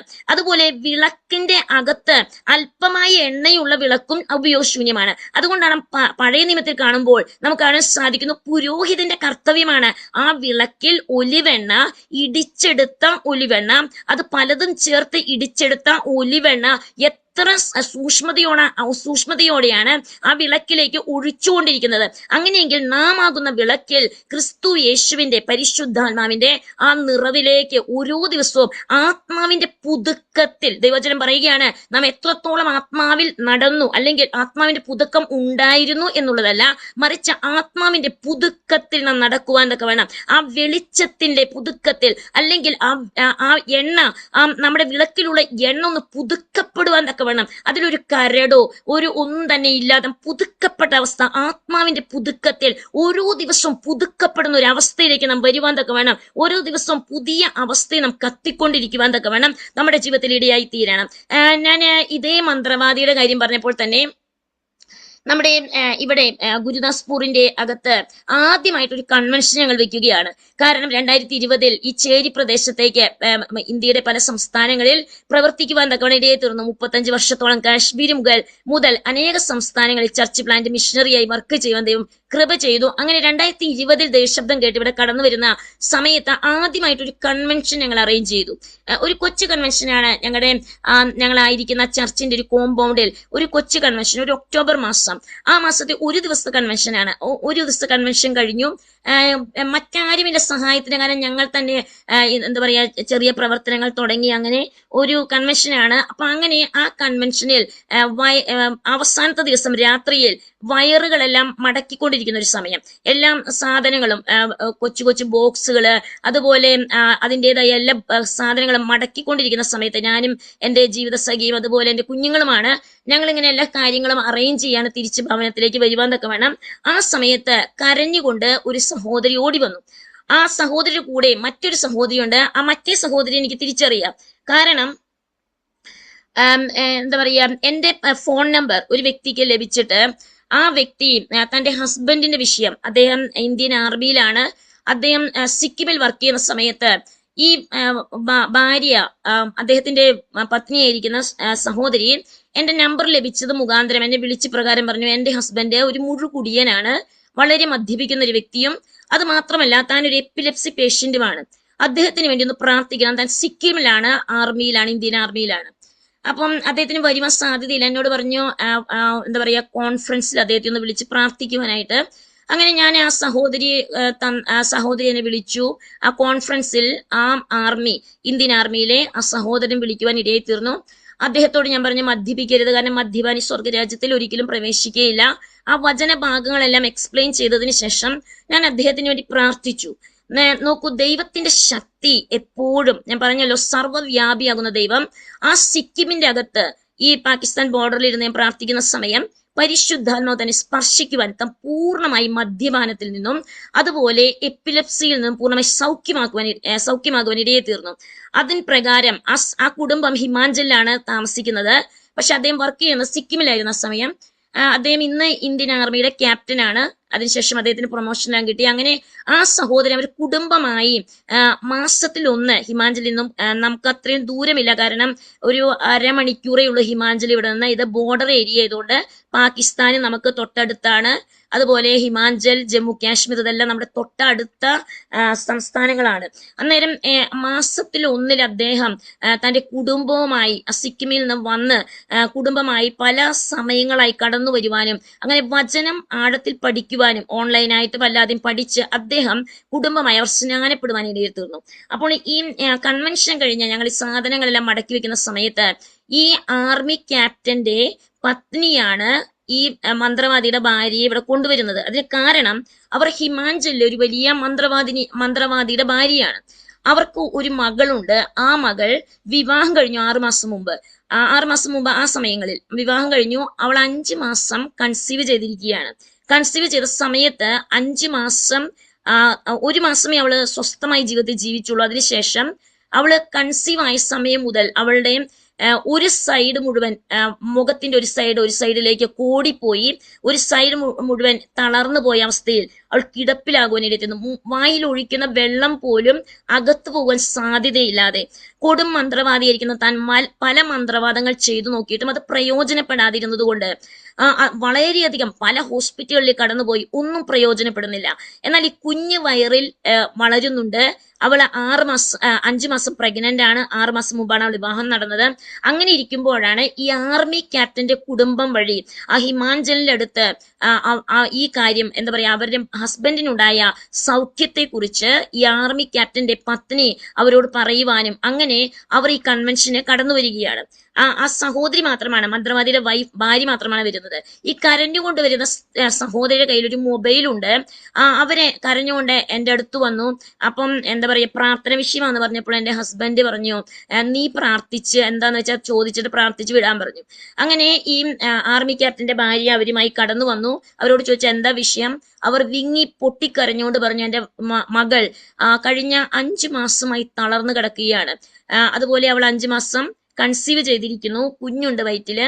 അങ്ങനെ അവളുടെ മുഖം മുഴുവൻ ഒരു സൈഡിലേക്ക് കോടി, വെള്ളം പോലും അകത്ത് പോകാൻ സാധ്യമല്ലാതെ വണ്ണം, ഒഴിച്ചു പോകുന്ന വെള്ളം പോലും താഴെ പോകുന്ന വല്ലാത്ത പ്രതിസന്ധിയിലാണ് എന്ന് പറയാൻ ഇടയെ തീർന്നു. എനിക്ക് അറിഞ്ഞുകൂടായിരുന്നു അവരൊരു മന്ത്രവാദിയുടെ ഭാര്യയാണെന്നൊന്നും അറിയില്ല, കാരണം നമ്മൾ അതിനെക്കുറിച്ചുള്ള ഡീറ്റെയിൽ ഒന്നും അറിയില്ല. പക്ഷേ യേശു ക്രിസ്തുവിന്റെ നാമത്തിൽ ഞാനൊരു യേശു ക്രിസ്തുവിനെ കുറിച്ച് പറഞ്ഞു, സുവിശേഷം പറഞ്ഞു. നിങ്ങൾ യേശു ക്രിസ്തു വിശ്വസിക്കുന്നു, യേശു ക്രിസ്തു സൗഖ്യമാക്കുവാൻ ശക്തനാണ്, പാപത്തിൽ നിന്ന് വിമുക്തനാക്കുന്നവൻ, സൗഖ്യദായകൻ, ഏത് വിഷയത്തിനും പ്രതിസന്ധിയിലും ഉത്തരം നൽകുവാൻ കഴിയുന്ന ഒരു ദൈവമെന്ന് അവരോട് പറഞ്ഞപ്പോൾ അവർ വിശ്വസിക്കുവാൻ ഇടയായിത്തുന്നു. അവർ കരഞ്ഞുകൊണ്ട്, പൊട്ടിക്കരഞ്ഞുകൊണ്ട് എൻ്റെ മകൾക്ക് വേണ്ടി പ്രാർത്ഥിക്കണമേ എന്ന് കരയുവാനും വിലപിക്കുവാനും തുടങ്ങി. അങ്ങനെ ആ മകൾക്ക് ഫോൺ ചെയ്യുവാൻ, ആ മകൾക്ക് ഫോൺ ആരോ പിടിച്ചു കൊടുത്തു. ഈ സൈഡിൽ നിന്ന് ഞാൻ പ്രാർത്ഥിച്ചു. ഓൺ ദ സ്പോട്ടിൽ ഇവർ തുള്ളിച്ചാടി, എന്താ പറയാ, തുള്ളിച്ചാടുന്ന ഒരു ആനന്ദിക്കുന്ന ഒരു അവസ്ഥ. കാരണം അപ്പുറത്ത് നിന്ന് ആനന്ദത്തിന്റെ വലിയ ആഹ്ലാദത്തിന്റെ ശബ്ദം. ആ മകൾ ഓൺ ദ സ്പോട്ട് അവിടെ ചാടി എഴുന്നേൽക്കുവാൻ, പൂർണ്ണ സൗഖ്യമാകുവാൻ, അങ്ങനെ ഹിമാചലിൽ ദൈവത്തിന്റെ വേലയ്ക്ക് വേണ്ടി വഴിയും വാതിലും തുറക്കുവാൻ തക്കവണ്ണം ആ കുടുംബം ക്രിസ്തുവിനെ സ്വീകരിക്കുവാൻ തക്കവണ്ണം ഇടയെത്തുന്നു. ഞങ്ങൾ അതിനുശേഷം ആ മന്ത്രവാദിയുടെ ഭവനത്തിൽ കടന്നു പോകുവാൻ തക്കവണ്ണം സുവിശേഷം പറയുവാൻ ആ മന്ത്രവാദിയും അവിടെ വന്നിരുന്ന് സുവിശേഷം കേൾക്കുവാൻ ഇടയെത്തുന്നു. പ്രിയ ദൈവജനമേ, നമ്മുടെ ജീവിതത്തിൽ നാം ആയിരിക്കുന്ന ഇരുട്ടിന്റെ അവസ്ഥകൾ, നാം ആയിരിക്കുന്ന ഇരുട്ടിന്റെ പ്രദേശങ്ങൾ, നാം ആയിരിക്കുന്ന ഇരുട്ടിന്റെ സ്ഥിതികൾ, പല അവസ്ഥകളിൽ കൂടി നാം കടന്നു പോകുമ്പോൾ അതിന്റെ പുറകിൽ ദൈവത്തിന് ചില പദ്ധതികളുണ്ട്. ദൈവം എന്ത് ചെയ്യുവാൻ ആഗ്രഹിക്കുന്നു അത് ദൈവം ചെയ്യും. ദൈവം സമയാസമയം ദൈവത്തിന്റെ പ്രവൃത്തി തികയ്ക്കുന്നവനാണ്. നാം ചിന്തിക്കാത്തത്, നാം നനയ്ക്കാത്തത്, നമ്മുടെ ചിന്തകളിലോ സ്വപ്നത്തിലോ കടന്നു വരാത്ത അനേക കാര്യങ്ങൾ ചെയ്യുന്ന ഒരു ദൈവത്തിന്റെ മുമ്പിലാണ് നാം ആയിരിക്കുന്നത്. അങ്ങനെയെങ്കിൽ ദൈവം പറയുകയാണ്, ദൈവം നമ്മെ സൃഷ്ടിച്ചിരിക്കുന്നത് വിളക്ക് ആയിട്ടാണ്. അങ്ങനെയെങ്കിൽ നമ്മുടെ ജീവിതത്തിൽ നാം മറ്റുള്ളവരെ കത്തിക്കുവാനുള്ള കത്തുന്ന വിളക്കുകളായി, അണഞ്ഞുകിടക്കുന്ന വിളക്കുകൾ, എണ്ണയില്ലാത്ത വിളക്കുകൾ, അല്ലെങ്കിൽ പുക കത്തിക്കൊണ്ടിരിക്കുന്ന പുകയുന്ന വിളക്കുകൾ, അതിനെ എന്താ പറയാ, തള്ളിക്കളയുവാനല്ല, മറിച്ച് അതിൽ ക്രിസ്തുയേശുവിന്റെ ആ വചനമാകുന്ന എണ്ണ അല്ലെങ്കിൽ പരിശുദ്ധാത്മാവിൽ അവരെ ക്രിസ്തുവിലേക്ക്, വചനത്തിലേക്ക് നയിക്കുവാൻ തക്കവണ്ണം, അവരെ പ്രകാശിപ്പിക്കുവാൻ തക്കവണ്ണം, വിളക്കായി തീരുവാൻ പരിശുദ്ധാത്മ നമ്മെ ഈ തലമുറയിലാക്കി വെച്ചിരിക്കുന്നു. നമ്മുടെ ഓരോ ദിവസത്തെയും ജീവിതത്തിന് വലിയ ഉദ്ദേശമുണ്ട്. അങ്ങനെയെങ്കിൽ ദൈവത്തിന്റെ വചനം നമ്മോട് പറയുകയാണ്, നാം ആ ലൈറ്റ് എന്താ പറയാ നമ്മിലുള്ള പ്രകാശം ആ ഇരുട്ടിലുള്ളവർക്ക് കാണിച്ചു കൊടുക്കുവാൻ. അങ്ങനെയെങ്കിൽ ഇരുട്ടിലുള്ളവർക്ക് നാം വെളിച്ചം കാണിച്ചു കൊടുക്കണമെങ്കിൽ നമ്മിൽ നമ്മിൽ ആ സത്യവചനം അടിസ്ഥാനപ്പെട്ട് ആ സത്യവചനം നമ്മിൽ ആഴത്തിൽ വേരൂന്നുവാൻ തക്കവണ്ണം ഇടയെത്തിരണം. ആഴത്തിൽ വേരൂന്നി ആ വചനം നമ്മുടെ ജീവിതത്തിന്റെ ഭാഗമായി തീരുന്നുവെങ്കിൽ, ആ വചനത്തിൽ നാം വേരൂന്നി ജീവിക്കുന്നുവെങ്കിൽ തീർച്ചയായും ആ വചനം മറ്റുള്ളവർക്ക് ഒരു പ്രകാശമായി തീരുവാൻ തക്കവണ്ണം ഇടയെത്തിയിരുന്നു. ഒരു വിളക്കിന് ഒരു റെസ്പോൺസിബിലിറ്റി അല്ലെങ്കിൽ ഒരു വിളക്കിന് ഒരു കർത്തവ്യം അല്ലെങ്കിൽ ഒരു കടമയുണ്ട്. ആ കടമയാണ് നമുക്ക് മർക്കോസിന്റെ സുവിശേഷം 4-ാം അധ്യായത്തിൽ നാം വായിച്ചുവല്ലോ. ആ വിളക്ക് ആയിരിക്കേണ്ടുന്നത് കത്തിക്കൊണ്ട് ജ്വലിച്ചുകൊണ്ട് തണ്ടിന്മേൽ ഒറ്റപ്പെട്ടിരിക്കുവാൻ. പലപ്പോഴും നാം കൂട്ടുകെട്ട് ആഗ്രഹിക്കുന്നുണ്ട്, പല ഫ്രണ്ട്ഷിപ്സ്. പക്ഷേ ദൈവം ആഗ്രഹിക്കുന്നത് നമ്മെ വെച്ചിരിക്കുന്ന സ്ഥാനത്ത് നാം ഒറ്റയ്ക്കാണെങ്കിൽ ഒറ്റപ്പെട്ടിരിക്കുവാൻ. നമുക്ക് ലൈറ്റ് ഹൗസിനെ കുറിച്ചെല്ലാം അറിയാം. ഈ ലൈറ്റ് ഹൗസ് കപ്പലുകൾ ദിശ കാണാതെ ആടി ഉഴലുന്ന, ലോകമാകുന്ന സമുദ്രത്തിൽ ആടി ഉഴലുന്ന പല കപ്പലുകൾക്കും പല ജീവിതങ്ങൾക്കും വഴി കാട്ടുവാൻ തക്കവണ്ണം ഒരു ലൈറ്റ് ഹൗസായി കത്തിക്കൊണ്ടിരിക്കുന്ന ഒരു ലൈറ്റ് ഹൗസ്. ആ ലൈറ്റ് ഹൗസ് എന്താണ് കാണിക്കുന്നത്? നമുക്കിവിടെ കാണാൻ സാധിക്കുന്നു. ഒന്ന്, അത് എക്സ്പോസ് ചെയ്യാൻ, പ്രകാശം കൊടുക്കുകയാണ്. അതുപോലെ നമുക്ക് കാണാൻ സാധിക്കുന്നു, അത് എന്താ പറയാ, ഒരു പബ്ലിക് ട്രൂത്ത് അല്ലെങ്കിൽ പൊതുവായ ഒരു സത്യം വിളിച്ചു പറയുകയാണ്. ഞാനിവിടെ വെളിച്ചമായിട്ടുണ്ട്, ഇതാണ് എന്താ പറയാ കിനാര, അല്ലെങ്കിൽ ഇതാണ് ഷോർ, ഇതാണ് എന്താ പറയാ ഒരു കിനാര, അല്ലെങ്കിൽ എന്താ പറയാ ഒരു നദീതീരത്തിന്റെ അല്ലെങ്കിൽ സമുദ്രത്തിന്റെ ഒരു തീരം എന്ന് പറയുന്നത്, തീരം ഇതെന്ന് ലൈറ്റ് ഹൗസ് വിളിച്ചു പറയുകയാണ്. അങ്ങനെയെങ്കിൽ നാം ആയിരിക്കുന്ന വ്യക്തികൾ ഒരു ലൈറ്റ് ഹൗസ് ആയിരിക്കുന്ന ഒരുപക്ഷെ ചതുപ്പ് നിലത്തിലായിരിക്കാം, അല്ലെങ്കിൽ കൊടുങ്കാട്ടിലായിരിക്കാം. എവിടെ ആയിരിക്കുന്നു ലൈറ്റ് ഹൗസ് എന്നുള്ളതല്ല, മറിച്ച് അത് എപ്രകാരം എന്തു ചെയ്യുന്നു, ആ ലൈറ്റ് ഹൗസിന്റെ ഉദ്ദേശം അല്ലെങ്കിൽ ആ റെസ്പോൺസിബിലിറ്റി, ആ ഡ്യൂട്ടി എന്താണ് ചെയ്യുന്നത്, അത് എവിടെ ആയിരിക്കുന്നു എന്ന് ഭാരപ്പെടേണ്ട. മുള്ളിന്റെ ഇടയ്ക്കാണോ, ചതുപ്പ് നിലത്താണോ, അല്ലെങ്കിൽ സാഹചര്യം വളരെ മോശകരമാണോ, ആരുമില്ലാത്ത ഒറ്റപ്പെട്ട കൊടുങ്കാട്ടിലാണോ, അതൊരു ചിന്തിക്കേണ്ട ആവശ്യമില്ല. മറിച്ച് ആ ലൈറ്റ് ഹൗസിന്റെ ഒരു ഉദ്ദേശം എന്താണ്? അത് പ്രകാശം കൊടുക്കുകയാണ്, അത് വിളിച്ചു പറയുകയാണ്, ഇതാണ് തീരം, ഇതാണ് റൈറ്റ് ഡിറക്ഷൻ, ഇതാണ് ശരിയായ ദിശ. അങ്ങനെയെങ്കിൽ നാം ആയിരിക്കുന്ന വ്യക്തിത്വങ്ങൾ ഈ ഭൂമിയിൽ ദൈവം അവിടങ്ങളായി നമ്മെ വിളക്കുകളായി കത്തിച്ചു വെക്കുന്നുവെങ്കിൽ, പലയിടങ്ങളിൽ ദൈവം നമ്മെ വെക്കുന്നുവെങ്കിൽ ദൈവത്തിന് ഒരു ഉദ്ദേശമുണ്ട്. നാം ആയിരിക്കുന്ന സ്ഥാനത്ത് ഇരുട്ടിലിരിക്കുന്ന ജനം വലിയൊരു പ്രകാശം കാണുവാൻ, സമാധാനം അനുഭവിപ്പാൻ, ദൈവ സാന്നിധ്യത്തിലേക്ക് കടന്നു വരുവാൻ, ദൈവശക്തി അനുഭവിപ്പാൻ, ദൈവിക വിടുതലുകൾ അനുഭവിപ്പാൻ. രേഖതകല ദൈവത്തിന്റെ പരിശുദ്ധാത്മാവ് നമ്മോട് പറയുകയാണ്. നാം എന്താ പറയാ, നമ്മുടെ ജീവിതത്തിൽ നാം എപ്പോഴും കത്തിക്കൊണ്ടിരിക്കുന്ന ഒരു അവസ്ഥയിലേക്ക് കടന്നു വരുവാൻ തക്കവണ്ണം നാം ഒരിക്കലും മറഞ്ഞിരിക്കുവാനല്ല, വിളക്ക് കത്തിച്ച് ഒളിച്ച് കട്ടിലിന്റെ കീഴിലോ പറയുടെ അടിയിലോ വെക്കുവാനല്ല, നാം ഒളിച്ചിരിക്കുവാനല്ല, നാം അറിയുന്ന സത്യം വിളിച്ചു പറയുവാൻ. വെളിച്ചം എന്ന് പറയുന്നത് അത് സത്യമാണ്, വിളക്കെന്ന് പറയുന്ന സത്യമാണ്. അങ്ങനെയെങ്കിൽ നമുക്ക് ലഭിച്ചിരിക്കുന്ന സത്യം ഭയം കൂടാതെ വിളിച്ചു പറയുവാൻ. ഈ വടക്കേന്ത്യയുടെ ഈ പ്രദേശത്ത് പല വിധത്തിലുള്ള പ്രതിസന്ധികൾ ഉണ്ടെങ്കിലും എല്ലാ ദിവസവും സത്യവചനം വിളിച്ചു പറയുവാൻ തക്കവണ്ണം, അനേകരെ പഠിപ്പിക്കുവാൻ തക്കവണ്ണം, പല ഭാഷകളിൽ അത് പഠിപ്പിക്കുവാൻ തക്കവണ്ണം രേഖതകല പരിശുദ്ധാത്മ കൃപ നൽകുന്നത് നമ്മിലുള്ള വെളിച്ചം, അസത്യം അത് ഒരിക്കലും ഒളിച്ചു വെക്കുവാനല്ല ദൈവം നമുക്ക് ആ മർമ്മങ്ങൾ വെളിപ്പെടുത്തി തന്നിരിക്കുന്നത്. ദൈവം നമുക്ക് പല കാര്യങ്ങൾ വെളിപ്പെടുത്തുന്നത്, നമ്മിലേക്ക് ദൈവം എണ്ണ ഒഴിച്ചിരിക്കുന്നത്, അഭിഷേകം നൽകിയിരിക്കുന്നത്, നമ്മി ഒരു തണ്ടിന്മേൽ കയറ്റി വെച്ചിരിക്കുന്നത്, മറ്റ് വിളക്കുകളെ ഏതെങ്കിലും സ്ഥാനത്ത് വെക്കുമ്പോൾ നമ്മി ഒരു തണ്ടിന്റെ മേൽ വെച്ചിരിക്കുന്ന ദൈവത്തിന് ഒരു ഉദ്ദേശമുണ്ട്. അങ്ങനെയെങ്കിൽ ദൈവത്തിന്റെ ഹിതത്തിലേക്ക്, ഉദ്ദേശ നിവർത്തീകരണത്തിലേക്ക് നാം എങ്ങനെയോ ജീവിച്ച് മരിച്ചു പോകുവാനല്ല, മറിച്ച് ദൈവത്തിന്റെ പദ്ധതിയിലേക്ക് നാം വരുവാൻ, ദൈവഹിതത്തിലേക്ക് വരുവാൻ, ദൈവം നമ്മെ സൃഷ്ടിച്ചതിന്റെ, ആ വിളക്കിനെ സൃഷ്ടിച്ചതിന്റെ ഉദ്ദേശ നിവർത്തിയിലേക്ക് വരുവാൻ. എന്തിനാണ് ദൈവം നമ്മെ സൃഷ്ടിച്ചിരിക്കുന്നത്? ആ ദൈവിക പദ്ധതിയിലേക്ക് നാം കടന്നു വരുവാൻ തക്കവണ്ണം. ഞാനൊരു വിവാഹത്തിന് മുമ്പ് പല അനുഭവങ്ങളുണ്ട്. ഞാനിങ്ങനെ എന്താ പറയാ, ഒരു ദിവസം 400 ബൈബിൾ വിതരണം ചെയ്യണം, അതാണ് എന്റെ ടാർഗറ്റ്. കാരണം അന്ന് എനിക്ക് അധികം ഹിന്ദി അറിയില്ല, കുറച്ച് ഹിന്ദി അറിയാം, നല്ല ഫ്ലുവന്റ് ആയിട്ട് അറിയില്ല. 35 വർഷങ്ങൾക്ക് മുമ്പ് ഇങ്ങനെ സുവിശേഷമായി ഞാൻ വടക്കേന്ത്യയിൽ വന്ന സമയം, അങ്ങനെ അനേക വർഷങ്ങൾ ഹിന്ദി അറിയുന്ന സമയത്തും അനേക വർഷങ്ങൾ പ്രതികൂലങ്ങൾ വളരെയധികം ആഞ്ഞടിക്കാതിരുന്ന സമയത്ത് അനേക വർഷങ്ങൾ 400 ബൈബിൾ, ഒരു ബാഗിൽ 200 ന്യൂ ടെസ്റ്റമെന്റ് പുതിയ നിയമമാണ്, മറ്റേ ബാഗിൽ 200, പുറകിൽ ഒരു ഗിറ്റാർ, ഇങ്ങനെ ഞാൻ ഒരു 3 ബാഗ് പോലെ പുറകിലുള്ള ഗിറ്റാറും അതുപോലെ ഈ എന്താ പറയാ 400 ബൈബിളുമായിട്ട് രാവിലെ 8 മണിക്ക് ഇറങ്ങിത്തിരിച്ച് ഈ വടക്കേ ഇന്ത്യയുടെ അനേക ഗ്രാമങ്ങളിൽ നടന്ന് വചനം എന്താ പറയുക കൊടുക്കുകയാണ്. ഒരു സ്ട്രീറ്റിൽ, ഒരു തെരുവീതിയിൽ നിന്നാൽ അവിടെ നിന്ന് ഈ 400 ബൈബിൾ കൊടുത്തു തീർക്കാതെ ഞാൻ മടങ്ങി വരുന്ന അവസ്ഥയില്ല. അങ്ങനെ ഒരു ദിവസം ഞാൻ കടന്നു പോകുന്ന സമയത്ത് ഒരു അവസാനത്തെ എൻ്റെ കയ്യിലുള്ള എന്താ പറയാ ട്രാക്റ്റുകൾ, അല്ലെങ്കിൽ പുതിയ നിയമം ട്രാക്റ്റുകളും പുതിയ നിയമം എല്ലാം ഉണ്ട്. അത് 400 അപ്പം 400 ബൈബിളും പിന്നെ അതിന്റെ കൂട്ടത്തിൽ ഞാൻ കൊച്ചു കൊച്ചു ട്രാക്റ്റ് എൻ്റെ കയ്യിൽ കിട്ടുകയാണെങ്കിൽ അതെല്ലാം വെക്കാറുണ്ട്. അങ്ങനെ ഞാൻ കടന്നു പോകുന്ന അവസ്ഥയത്ത് അവസാനത്തെ കുറച്ച് എൻ്റെ കയ്യിൽ ശേഷിച്ചു. ആ ശേഷിച്ച സമയത്ത് ഞാൻ ഒരു ചെറുപ്പം ഒരു കൊച്ചു പയ്യനെ ഞാൻ കാണുവാൻ ഇടയിൽ തീർന്നു. ആ വഴിയിലൂടെ പോകുന്ന ഒരു കൊച്ചു പയ്യൻ. അവനോട് ഞാൻ പറഞ്ഞു, 7-8 വയസ്സുണ്ടാകും. അപ്പൊ ഞാൻ അവനോട് ചോദിച്ചു, മോനെ നിന്റെ പേരെന്താ? അവൻ പറഞ്ഞു, എന്റെ പേര് ശങ്കർ എന്നാ. ഞാൻ പറഞ്ഞു, ഇത് നിനക്ക് വായിക്കാനാന്ന് പറഞ്ഞ പുതിയ നിയമം കൊടുത്തു. അവൻ പറഞ്ഞു, എനിക്ക് വായിക്കാറിയില്ല, സ്കൂളിൽ പഠിച്ചിട്ടില്ല, സ്കൂളിൽ ഒരിക്കലും പോയിട്ടില്ല. അങ്ങനെയാണെങ്കിൽ ഞാൻ പറഞ്ഞു, നീ എവിടേക്കാ പോകുന്നത്? എന്റെ വീട്ടിലേക്കാണ്. ഞാൻ പറഞ്ഞു, ഞാനും നിന്റെ വീട്ടിലേക്ക് വരിക. അങ്ങനെ ഞാൻ അവന്റെ പുറകാലെ പോയി. എന്റെ കയ്യിൽ അവശേഷിക്കുന്ന കുറച്ച് പുതിയ നിയമം മാത്രമേ ഉള്ളൂ. ഞാൻ അവന്റെ പുറകാലെ അവന്റെ കൂടെ പോയി. അവനൊരു കൊച്ചു കുടിലേക്ക്, വഴിയോരത്തുള്ള ഒരു കൊച്ചു കുടിലേക്ക് അവൻ വലിഞ്ഞു കയറി. ഞാനും ആ കുടിലേക്ക് കുനിഞ്ഞു നോക്കി. അവിടെ മാതാപിതാക്കളും അവന്റെ ഇളയ അനിയനും അതുപോലെ അവന്റെ ഒരു സഹോദരിയുമുണ്ട്. അവരിത്ര പേര് ആ കുടുംബത്തിലുണ്ട്. ഞാൻ അതിലേക്ക് കുനിഞ്ഞ് ആ കുടിലിന്റെ അകത്തേക്ക് ഞാൻ കയറി ചെന്നു. ഞാൻ ചോദിച്ചു, ഞാൻ യേശുക്രിസ്തുവിനെ കുറിച്ച് പറയുവാൻ, വെളിച്ചം കാണിക്കുന്ന യേശുവിനെ കുറിച്ച് ഞാൻ സുവിശേഷം അവരോട് പറഞ്ഞുകൊണ്ടിരുന്നപ്പോൾ, അവർ ബീഹാറിൽ നിന്ന് കടന്നു വന്ന കുടുംബമാണ്. ആ കുടുംബം ക്രിസ്തു യേശുവിലേക്ക് വിശ്വസിക്കുവാൻ തക്കവണ്ണം ഇടയെത്തുന്നു. ഞാൻ പറഞ്ഞ എല്ലാ ഞായറാഴ്ചയും ഞാൻ എന്താ പറയാ കുഞ്ഞുങ്ങളെ എന്താ പറയാ ഇംഗ്ലീഷ് പഠിപ്പിക്കുന്നുണ്ട്, അതുപോലെ പാട്ടുകള്, അതുപോലെ ഈ വചനം പഠിപ്പിക്കുന്ന ഒരു കാര്യമുണ്ട്. അതുകൊണ്ട് നിങ്ങൾ വരണമെന്ന് പറഞ്ഞു. അങ്ങനെ അവരെ വിളിച്ചു. അങ്ങനെ ഞാൻ പറഞ്ഞു കൊടുത്ത സ്ഥലത്തേക്ക് എല്ലാ ഞായറാഴ്ചയിലും അവർ കടന്നു വരുവാൻ ഇടയെത്തുന്നു. കുറച്ച് ദിവസത്തിന് ശേഷം ഈ ശങ്കറിന്റെ പിതാവ് എൻ്റെ അടുത്ത് വന്നു.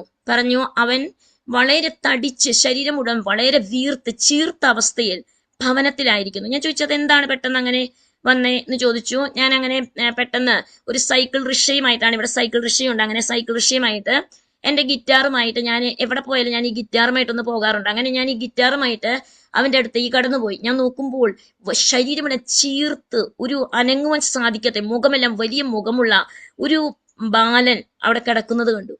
ഞാൻ പെട്ടെന്ന് ഞാൻ പറഞ്ഞു, നമുക്ക് എന്താ പറയാ പെട്ടെന്ന് ഇവനെ അവിടെ ഒരു ഹോസ്പിറ്റലുണ്ട്, രാജേന്ദ്ര ഗവൺമെന്റ് ഹോസ്പിറ്റൽ. ഞാൻ പറഞ്ഞ ഹോസ്പിറ്റലിലേക്ക് ഞാൻ അവനെ കൊണ്ടുപോകാം. അങ്ങനെ സൈക്കിൾ റിക്ഷയിൽ അവനെ കിടത്തിക്കൊണ്ട് ആ ഹോസ്പിറ്റലിൽ അവനെ അഡ്മിറ്റ് ചെയ്തു. കാരണം ഫ്രീ ആയിട്ട് നമുക്ക് എന്തെങ്കിലും ചെയ്യാൻ പറ്റുന്ന ചെയ്യാം. അവിടെ ചെന്ന് ടെസ്റ്റുകളെല്ലാം ചെയ്തപ്പോൾ അവന്റെ 2 കിഡ്നിയും എന്താ പറയാ ഡെഡായി. ഡോക്ടർ പറഞ്ഞു അവന്റെ കിഡ്നി പോയി, അവനിനി എന്താ പറയാ ട്രാൻസ്പ്ലാന്റ് ചെയ്താലേ ഈ കുഞ്ഞിന് ജീവിക്കുകയുള്ളൂ. അങ്ങനെ ഒരു വലിയ പ്രതിസന്ധിയിൽ അവൻ കടന്നു പോകുന്ന സാഹചര്യം. ഞാൻ ദൈവസന്ധി പറഞ്ഞ, കർത്താവ് ഞാൻ എന്ത് ചെയ്യാൻ, എനിക്ക് വേറെ ഒന്നും ചെയ്യാൻ സാധ്യമല്ല, പക്ഷേ ഒന്നെനിക്കറിയാം, ഉപവസിക്കുവാനും പ്രാർത്ഥിക്കുവാനും. ഞാൻ ആ ഹോസ്പിറ്റലിന്റെ കട്ടിലിന്റെ അരികിൽ മുട്ടുമടക്കി ഞാൻ ദൈവസന്ധിയിൽ അവന്റെ മേൽ കൈവച്ച് വളരെ സമയം പ്രാർത്ഥിക്കുവാൻ ഇടയെ തീർന്നു. വൈകിയ സമയം തിരിച്ച് ഞാൻ പാർക്കുന്ന വാടക വീട്ടിലേക്ക് മടങ്ങിപ്പോയി. പിന്നെ രാവിലെ സമയം ഞാൻ അവന്റെ അടുക്കിലേക്ക് വന്ന് ഇതുപോലെ ഞാൻ ഉപവാസത്തോടെ അങ്ങനെ ഒരു മാസക്കാലം അങ്ങനെ കടന്നുപോയി. ഞാൻ ഉപവസിക്കുന്നുണ്ട്, പ്രാർത്ഥിക്കുന്നുണ്ട്, ഡോക്ടേഴ്സ് അത് കാണുന്നുണ്ട്, ഡോക്ടേഴ്സ് ഞാനുമായി സംസാരിക്കാറുണ്ട്. അവർ പറഞ്ഞു ഒരു പ്രതിവിധിയില്ല. അവസാനം ഇവന് എന്താ പറയാ ബ്ലഡ് ട്രാൻസ്പ്ലാന്റ് ചെയ്യുന്നുണ്ട്. അപ്പം എന്നോട് പറഞ്ഞു ബ്ലഡ് കിട്ടുന്നില്ല, അവനെ പോസിറ്റീവാണ്. അപ്പൊ എന്റെ മേ പോസിറ്റീവ്. അങ്ങനെ അന്ന് 30 ദിവസം കഴിഞ്ഞു, ഞാൻ ഉപവാസത്തിലാണ്. ഡോക്ടറോട് പറഞ്ഞു എന്റെ മേ പോസിറ്റീവ്, എന്റെ എടുക്കാന്ന് പറഞ്ഞപ്പോൾ ഡോക്ടർ പറഞ്ഞു ഞാൻ വളരെ ആ സമയങ്ങളിൽ ഇതുപോലെയല്ല, വളരെ ക്ഷീണിച്ച ഒരവസ്ഥയാണ്. അന്നേരം എന്നോട് ഡോക്ടർ പറഞ്ഞു ഒരിക്കലും നിന്റെ ബ്ലഡ് എടുക്കാൻ സാധ്യമല്ല, കാരണം നീ വളരെ ക്ഷീണിച്ച അവസ്ഥയാണ്. ഞാൻ പറഞ്ഞില്ല, ഇവന്റെ ബ്ലഡ് എനിക്ക് കൊടുത്തേ പറ്റുള്ളൂ എന്ന് പറഞ്ഞാൽ എന്റെ നിർബന്ധം കൊണ്ട് ഡോക്ടർ എന്താ പറയാ എന്റെ ബ്ലഡ് ഡൊണേറ്റ് ചെയ്യുവാൻ എന്തൊക്കെ വേണം ഇടയെ തീർന്നു. അങ്ങനെ ഞാൻ അവിടെ ബ്ലഡ് കൊടുത്ത് ഞാൻ തിരിച്ച് ഭവനത്തിൽ വന്നു. ഞാൻ ഉപവാസം കണ്ടിന്യൂ ചെയ്യുകയാണ്, അവന് വേണ്ടി പ്രാർത്ഥിച്ചുകൊണ്ടിരുന്നു. മാസം 1 കഴിഞ്ഞു. അങ്ങനെ അടുത്ത ദിവസം ഞാൻ പോകുമ്പോൾ എൻ്റെ കയ്യിൽ അല്പം കോയിൻസ് ഉണ്ട്. എൻ്റെ കുറച്ച് ഫ്രണ്ട്സ് എനിക്ക് തന്നു കുറച്ച് എന്താ പറയാ ഈ നമ്മുടെ ഇന്ത്യയിലെ കോയിൻ. അപ്പൊ എനിക്ക് കൊടുക്കുവാൻ വേറൊന്നുമില്ല. അപ്പൊ എൻ്റെ കയ്യിലുള്ള ഈ കോയിനുമായിട്ട് ഞാൻ കടന്നുപോയി അവന്റെ ബെഡിൽ ഞാൻ വെച്ചു. കാരണം എനിക്ക് വേറെ ഒന്നുമില്ല. ഞാൻ അത് വെച്ചു. ഞാൻ അവന്റെ മേത്ത് കൈവച്ച് വീണ്ടും ഉപവസിക്കുവാനും പ്രാർത്ഥിക്കുവാനും തുടങ്ങി. ഉപവസിച്ച് പ്രാർത്ഥിച്ചുകൊണ്ടിരിക്കുകയാണ്. പെട്ടെന്ന് ഞാൻ അവന്റെ വിരൽ അനങ്ങുന്ന ഒരു കാര്യം കണ്ടു. ആദ്യമായിട്ട് ആ നാണയത്തുട്ടുകളിൽ കളിക്കുവാൻ തക്കവണ്ണം അവന്റെ വിരലുകൾ പതുക്കെ ഇങ്ങനെ അനങ്ങി. അതെന്നെ വളരെ ആശ്ചര്യപ്പെടുത്തി. അതിനുശേഷം ഞാൻ ഞാൻ പറഞ്ഞ ഒരു വിരൽ അനങ്ങുന്നല്ലോ. അപ്പൊ ഒരു പോസിറ്റീവ് സൈൻ പോലെ ഡോക്ടർമാരും വന്ന് പറഞ്ഞു, ഒരു പോസിറ്റീവ് സൈൻ പോലെ, പക്ഷെ അവന്റെ കിഡ്നി ഇല്ലല്ലോ എന്ന് പറയാനിടയെ തീർന്നു. പക്ഷേ അത് കഴിഞ്ഞ് ഞാൻ തുടർമാനമായി കടന്നുപോയി. അടുത്ത ദിവസം ഞാൻ പോകുമ്പോൾ, ഞാൻ ചെല്ലുമ്പോൾ അവൻ ബെഡിൽ എഴുന്നേറ്റിരിക്കുന്നതാണ് കാണുന്നത്. അവന്റെ ശരീരത്തിൽ നീര് കുറയുവാൻ തുടങ്ങി. കുറച്ച് ദിവസം കഴിഞ്ഞപ്പോൾ ഡോക്ടേഴ്സ് അത്ഭുതപ്പെട്ടുകൊണ്ട് എന്നോട് പറഞ്ഞു, നീ ഏത് ദൈവത്തോടാണ് പ്രാർത്ഥിച്ചത് എന്ന് മുഴങ്കാൽ മടക്കി ഇവിടെ വന്നിരുന്ന് ഈ ബെഡിന്റെ സൈഡിൽ വന്നിരുന്ന് പ്രാർത്ഥിച്ചു. ആ ദൈവം ശങ്കറിനെ പൂർണ്ണമായി സൗഖ്യമാക്കി അവന്റെ 2 കിഡ്നിയും നോർമലായി എന്ന് പറയാൻ ഇടയെത്തുന്നു. പ്രിയ ദൈവജനമേ, നാം സേവിക്കുന്ന ദൈവം ജീവനുള്ള ദൈവമാണ്. അവൻ മുഖാന്തരം അനേക ജീവിതങ്ങൾ, ആ ചേരികളിലുള്ള അനേകർ ക്രിസ്തുവിലേക്ക് കടന്നു വരുവാൻ, ക്രിസ്തുവിനെ രുചിച്ചറിയുവാൻ, സത്യ ദൈവത്തിന്റെ ശക്തി യേശു ക്രിസ്തു നമ്മെ ആക്കി വെച്ചിരിക്കുന്നത് പലപ്പോഴും നമ്മുടെ ജീവിതത്തിൽ നാം അവിശ്വസിക്കുവാനല്ല, മറിച്ച് വിശ്വസിക്കുവാൻ തക്കവണ്ണം, ഉറയ്ക്കുവാൻ തക്കവണ്ണം ദൈവം നമ്മെക്കുറിച്ച് ആഗ്രഹിക്കുന്ന നാം ഉറച്ചുകൊണ്ട് ദൈവസന്നിധിയിൽ ആയിരിക്കുന്നുവെങ്കിൽ ആ ലൈറ്റിന്, പ്രകാശത്തിന്, അത് ആ പ്രകാശമാരാണ് യേശു ക്രിസ്തു, ആ പ്രകാശത്തിന് ചെയ്യുവാൻ കഴിയുന്ന കാര്യം പ്രകാശം ചെയ്യുവാൻ തക്കവണ്ണം ഇടയായിത്തീരും. ദൈവം നമ്മെക്കുറിച്ച് ആഗ്രഹിക്കുന്നത് നാം ദൈവത്തിന് വേണ്ടി പ്രയോജനപ്പെടുവാൻ തക്കണം. നമ്മിലുള്ള പ്രകാശം ഒളിച്ചു വെക്കുവാനല്ല. യേശു സൗഖ്യദായകനാണ്. അങ്ങനെയെങ്കിൽ നാം സേവിക്കുന്ന ദൈവം, യേശുക്രിസ്തുവിന്റെ നാമത്തിന് ശക്തിയുണ്ട്, യേശുക്രിസ്തുവിന്റെ വചനത്തിന് ശക്തിയുണ്ട്, യേശുക്രിസ്തു സാന്നിധ്യം ഏറി നടക്കുന്നവരാണ് നാം. ഓരോ ദിവസവും നമ്മിലുള്ളത്, നാം ദൈവത്തിന്റെ ആലയമായിരിക്കുമ്പോൾ ആ ദൈവ സാന്നിധ്യം കൊണ്ടാണ് നാം സഞ്ചരിക്കുന്നത്. നാം പോകുന്ന ഇടങ്ങളിൽ വിടുതലുകൾ നൽകുവാൻ തക്കവണ്ണം, നാം പോകുന്ന ഇടങ്ങളിൽ ദൈവപ്രവൃത്തി ചെയ്യുവാൻ തക്കവണ്ണം. പക്ഷെ നമ്മുടെ ജീവിതത്തിൽ ചില ഇരുണ്ട അനുഭവങ്ങളാണ്. ഞാൻ കഴിഞ്ഞ ദിവസം പറഞ്ഞല്ലോ, എന്റെ ജീവിതത്തിൽ 3 പ്രാവശ്യം ക്യാൻസർ വന്നു. എന്നാൽ അത്ഭുത സൗഖ്യമായി. ആ ക്യാൻസർ വരുന്നതിന് മുമ്പ് മറ്റൊരു മാരക രോഗത്താൽ ചെറുപ്പത്തിൽ തന്നെ 75% കാഴ്ച നഷ്ടപ്പെട്ടു പോയി. എന്നാൽ എന്റെ ആദ്യത്തെ ക്യാൻസർ വന്ന സമയത്ത് 2010 നവംബർ 23 ആദ്യമായി ക്രോണിക് ക്യാൻസർ വന്ന സമയത്ത് ഈ ദൈവത്തിന്റെ വചനത്തിന്റെ പ്രകാശമാണ് എന്റെ ജീവിതത്തിൽ ശക്തിയായി വെളിപ്പെട്ടത്. കാരണം എന്റെ ഭർത്താവ് തളർന്നു കിടക്കുന്നു, എന്റെ മകൻ മന്ദബുദ്ധിയാണ്, എന്റെ മകൾ 2 കാലും വളഞ്ഞ അവസ്ഥയിൽ 18 വയസ്സിന് വേണ്ടി കാത്തിരിക്കുകയാണ്. അങ്ങനെയാണെങ്കിൽ ഒരു മേജർ ഓപ്പറേഷനിലൂടെ ഒരുപക്ഷെയുള്ള കാലുകൾ നേരെയാക്കാമെന്ന് ഡോക്ടർ പറയുന്ന അവസ്ഥയിൽ ഞാൻ ക്യാൻസർ രോഗിയായി കിടക്കുന്ന അവസ്ഥ.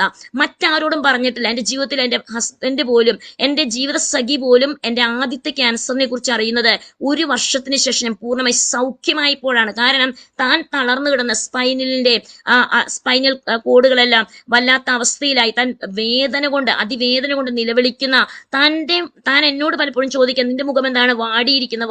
പക്ഷേ ഞാൻ ഉപവസിക്കുകയും പ്രാർത്ഥിക്കുകയും, മറ്റൊരു മുറിയിൽ ഞാൻ ഇരുന്ന് ഉപവസിക്കുകയാണ്, പ്രാർത്ഥിക്കുകയാണ്. എന്താ പറയാ, ഇവരെ 3 പേരെയും നോക്കേണ്ട ഒരു ആവശ്യകതയുണ്ട്. അതുപോലെ ഞാൻ ക്യാൻസർ രോഗിയാണ്. പക്ഷേ ഞാൻ എന്റെ ട്രീറ്റ്മെന്റിന് വേണ്ടി സ്റ്റാർട്ട് ചെയ്ത സമയത്ത് പരിശുദ്ധാത്മ പറഞ്ഞു, ദൈവം എന്നോട് പറഞ്ഞു, എന്താ പറയാ, പകൽ സൂര്യനെങ്കിലും രാത്രി ചന്ദ്രനെങ്കിലും യഹോവ ഒരു ദോഷവും തട്ടാതവണ്ണം നിന്നെ പരിപാലിക്കുന്ന, എന്നെ സൗഖ്യമാക്കുന്ന ദൈവമാണ്. അങ്ങനെയെങ്കിൽ ഞാൻ ദൈവത്തോട് കർത്താവേ ട്രീറ്റ്മെന്റ് വേണ്ട, ഞാൻ കേട്ട വചനം എന്റെ സൗഖ്യമാണ്, വചനം അയച്ച് വിടുവിക്കുന്ന ദൈവം എന്നെ സൗഖ്യമാക്കുമെന്ന ദൈവമാകുന്നത് കൊണ്ട് ഞാൻ ദൈവസന്നിധിയിൽ ഉറപ്പോടെ ധൈര്യത്തോടെ പ്രാർത്ഥിക്കുവാൻ തക്കവണ്ണം ഇടയെ തീർന്നു.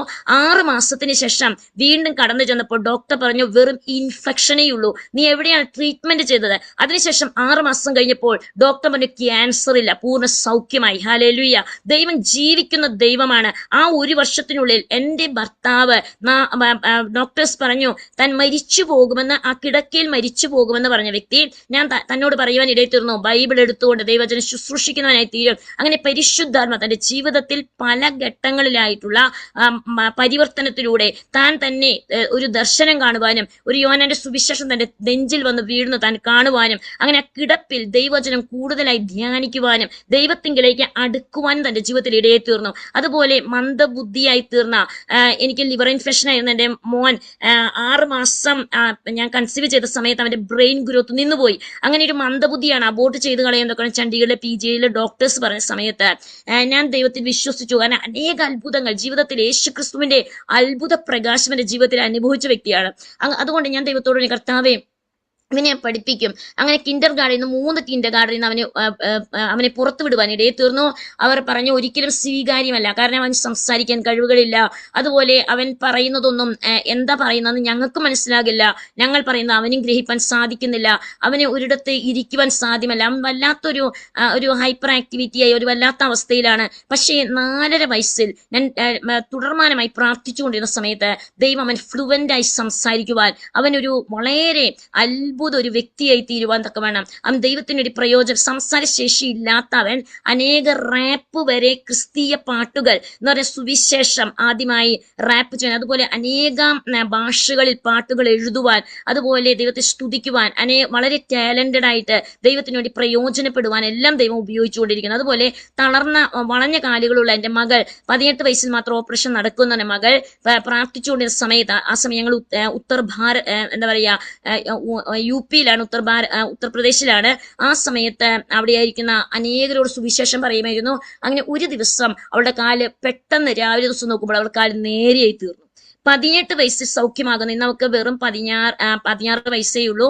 അവൾ പൂർണ്ണമായി സൗഖ്യമാകുന്ന അവസ്ഥയിലേക്ക്, അവൾ പൂർണ്ണമായി ദൈവത്തിന്റെ ഒരു അത്ഭുത സാക്ഷ്യത്തെ, അവൾ കാലുകൾ കണ്ടാണ് യേശു ജീവിക്കുന്ന ദൈവമെന്ന് അയൽവക്കക്കാർ അല്ലെങ്കിൽ ഞങ്ങൾ കടന്നുപോകുന്ന ഇടങ്ങളിലുള്ള പറയത്തക്ക രീതിയിൽ അവളുടെ കാലുകൾ നേരെയാകുവാൻ ഇടയിൽ തോന്നുന്നു. പ്രിയ ദൈവജനമേ, രണ്ടാമത് എനിക്ക് ക്യാൻസർ വന്നതിന്റെ തലച്ചോറിനും കണ്ണിനും ഇടയ്ക്കുള്ള ഒപ്റ്റിക് നെർവിലാണ്. അവിടെയും ദൈവം എന്നെ തൊടുവാൻ, സൗഖ്യമാക്കുവാൻ, അത്ഭുത വിടുതലുകൾ. ഞങ്ങളുടെ ശബ്ദം ഇതായിരുന്നു, ഭാരപ്പെടേണ്ട, ഞാൻ സൗഖ്യമാക്കുന്ന ദൈവമാണ്.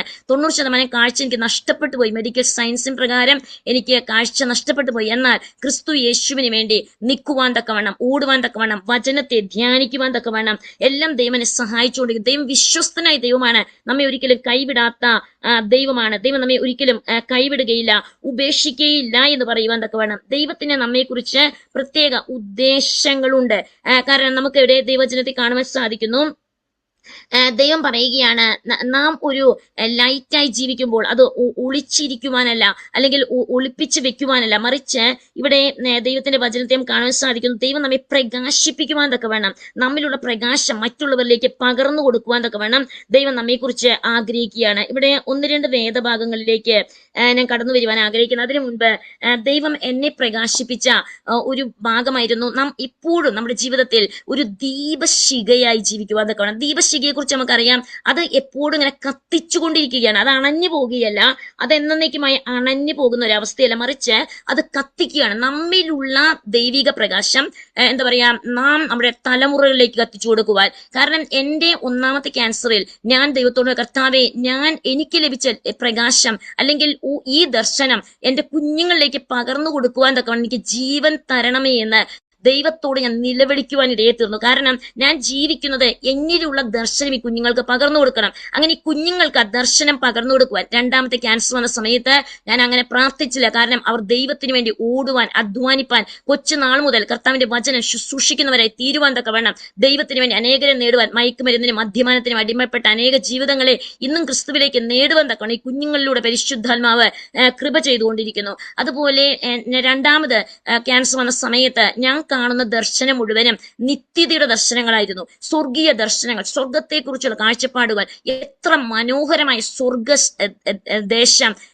പ്രിയ ദൈവജനമേ, നാം ഈ ഭൂമിയിലായിരിക്കുമ്പോൾ, കാരണം എൻ്റെ ജീവിതത്തിൽ അനുഭവം വന്നത്, കാരണം എൻ്റെ ശരീരം ഇവിടെ കിടക്കുകയാണ്, എൻ്റെ ആത്മാവ് ഉയർന്നു പോവുകയാണ്.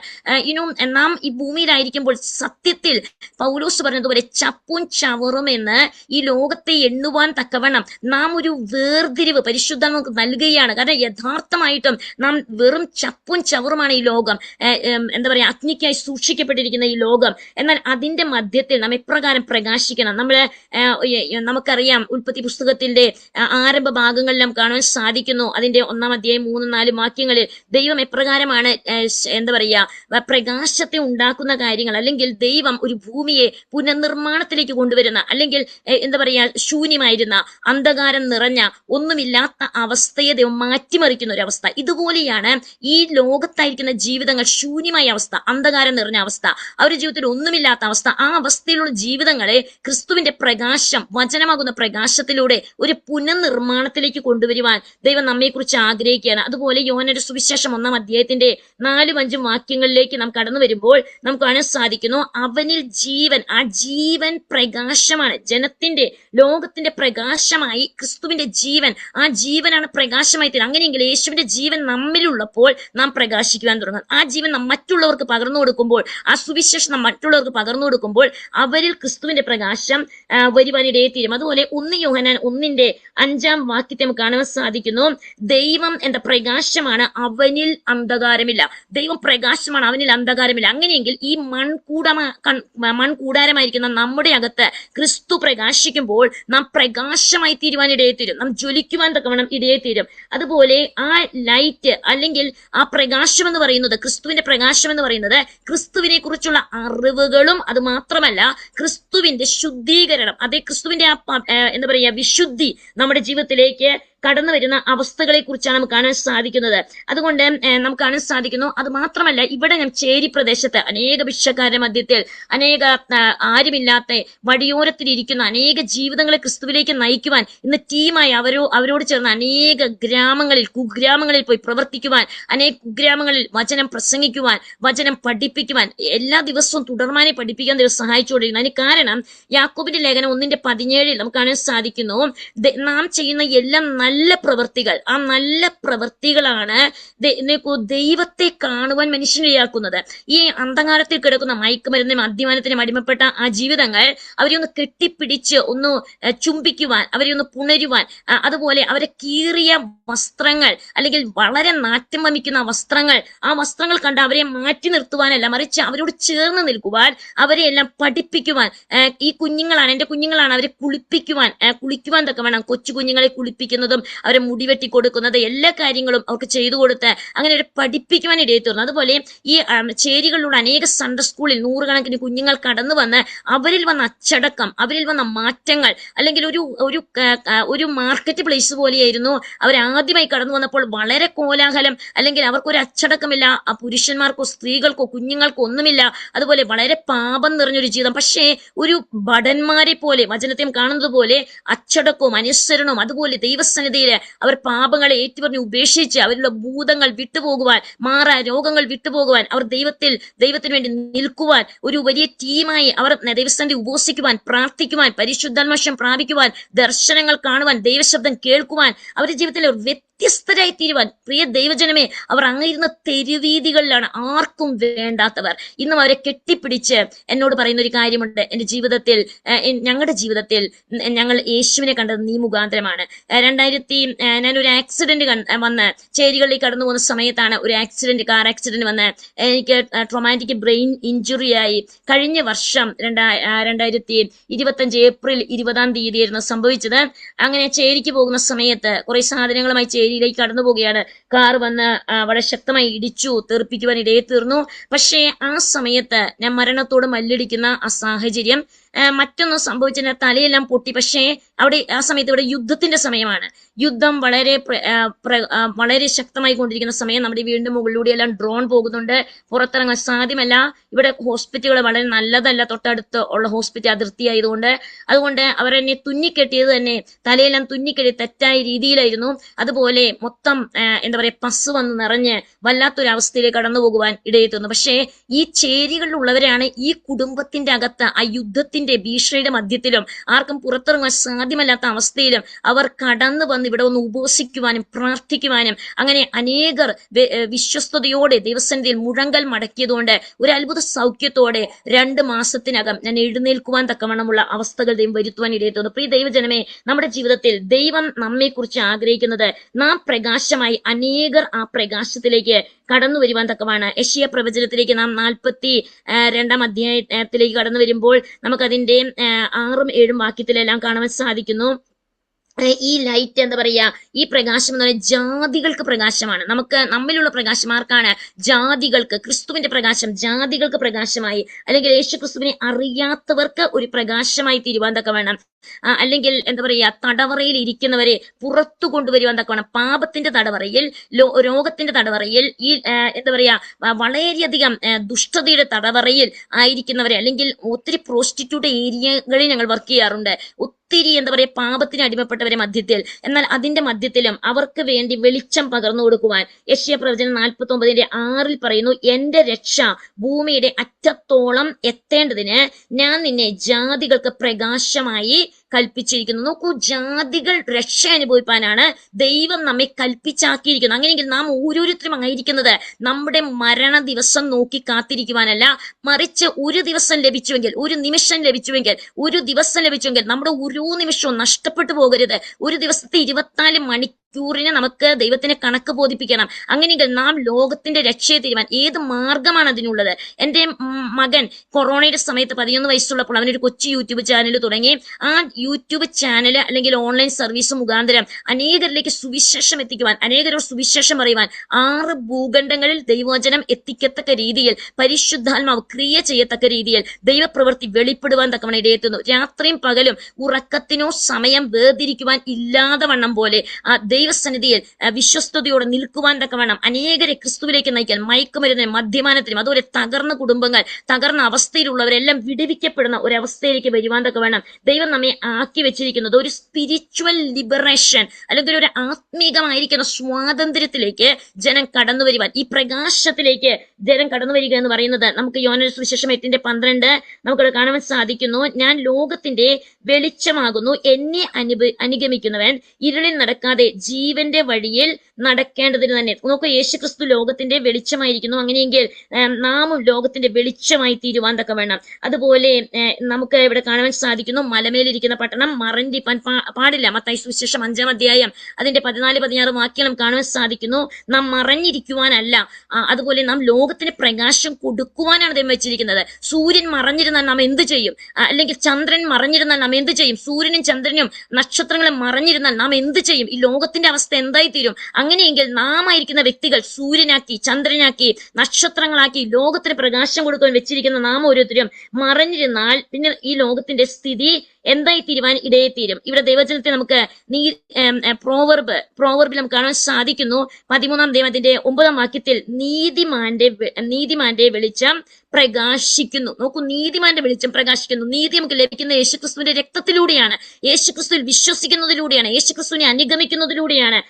പക്ഷേ ദുഷ്ടന്മാരുടെ വിളക്കോ കെട്ടുപോകുമെന്ന് ദൈവജനം പറയുന്നു. അങ്ങനെയെങ്കിൽ നാം നീതിമാൻ അല്ലായിരുന്നു, നാം അധർമ്മത്തിലായിരുന്നു, അല്ലെങ്കിൽ അനീതിയിലായിരുന്നു. നമ്മെ രക്ഷിക്കുവാൻ തക്കവണ്ണം ദൈവം ഇത്ര വില കൊടുത്തുവെങ്കിൽ നാം മറ്റുള്ളവർക്ക് വേണ്ടി വില കൊടുക്കുവാൻ തക്കവണ്ണം, നമ്മുടെ ജീവനെ വിലയേറിയതായി എണ്ണാതെ ഒരു ഗോതമ്പ് മണി നിലത്ത് വീഴുന്നുവെങ്കിൽ അത് എത്ര ഫലം കായ്ക്കും? ഇതുകൊണ്ട് റോമാലേഖനം 13:12 വാക്യത്തിൽ പറയുന്നു, രാത്രി കഴിയാറായി, പകൽ അടുത്തിരിക്കുന്നു, അതുകൊണ്ട് നാം ഇരുട്ടിന്റെ പ്രവൃത്തികളെ വെച്ച് കളഞ്ഞ് വെളിച്ചത്തിന്റെ ആയുധവർഗം ധരിച്ചു കൊള്ളുക. നോക്കൂ, നാം ആയുധവർഗം വെളിച്ചത്തിന്റെ ധരിക്കുന്നതോടൊപ്പം അനേകര് വെളിച്ചത്തിന്റെ ആയുധവർഗം ധരിപ്പിക്കുവാൻ തക്കവണ്ണം, അവരെയും യോദ്ധാക്കളാക്കി തീർക്കുവാൻ, അവരെ സത്യ വെളിച്ചത്തിലേക്ക് കൊണ്ടുവരാൻ, സത്യം വിളിച്ചു പറയുവാൻ. സത്യം എന്താ പറയുക, വിളിച്ചു പറയുമ്പോൾ ഒരുപക്ഷെ അവർക്ക് അത്രത്തോളം എന്താ പറയുക അത് സ്വീകാര്യമായി തോന്നിയെന്ന് വരികയില്ല.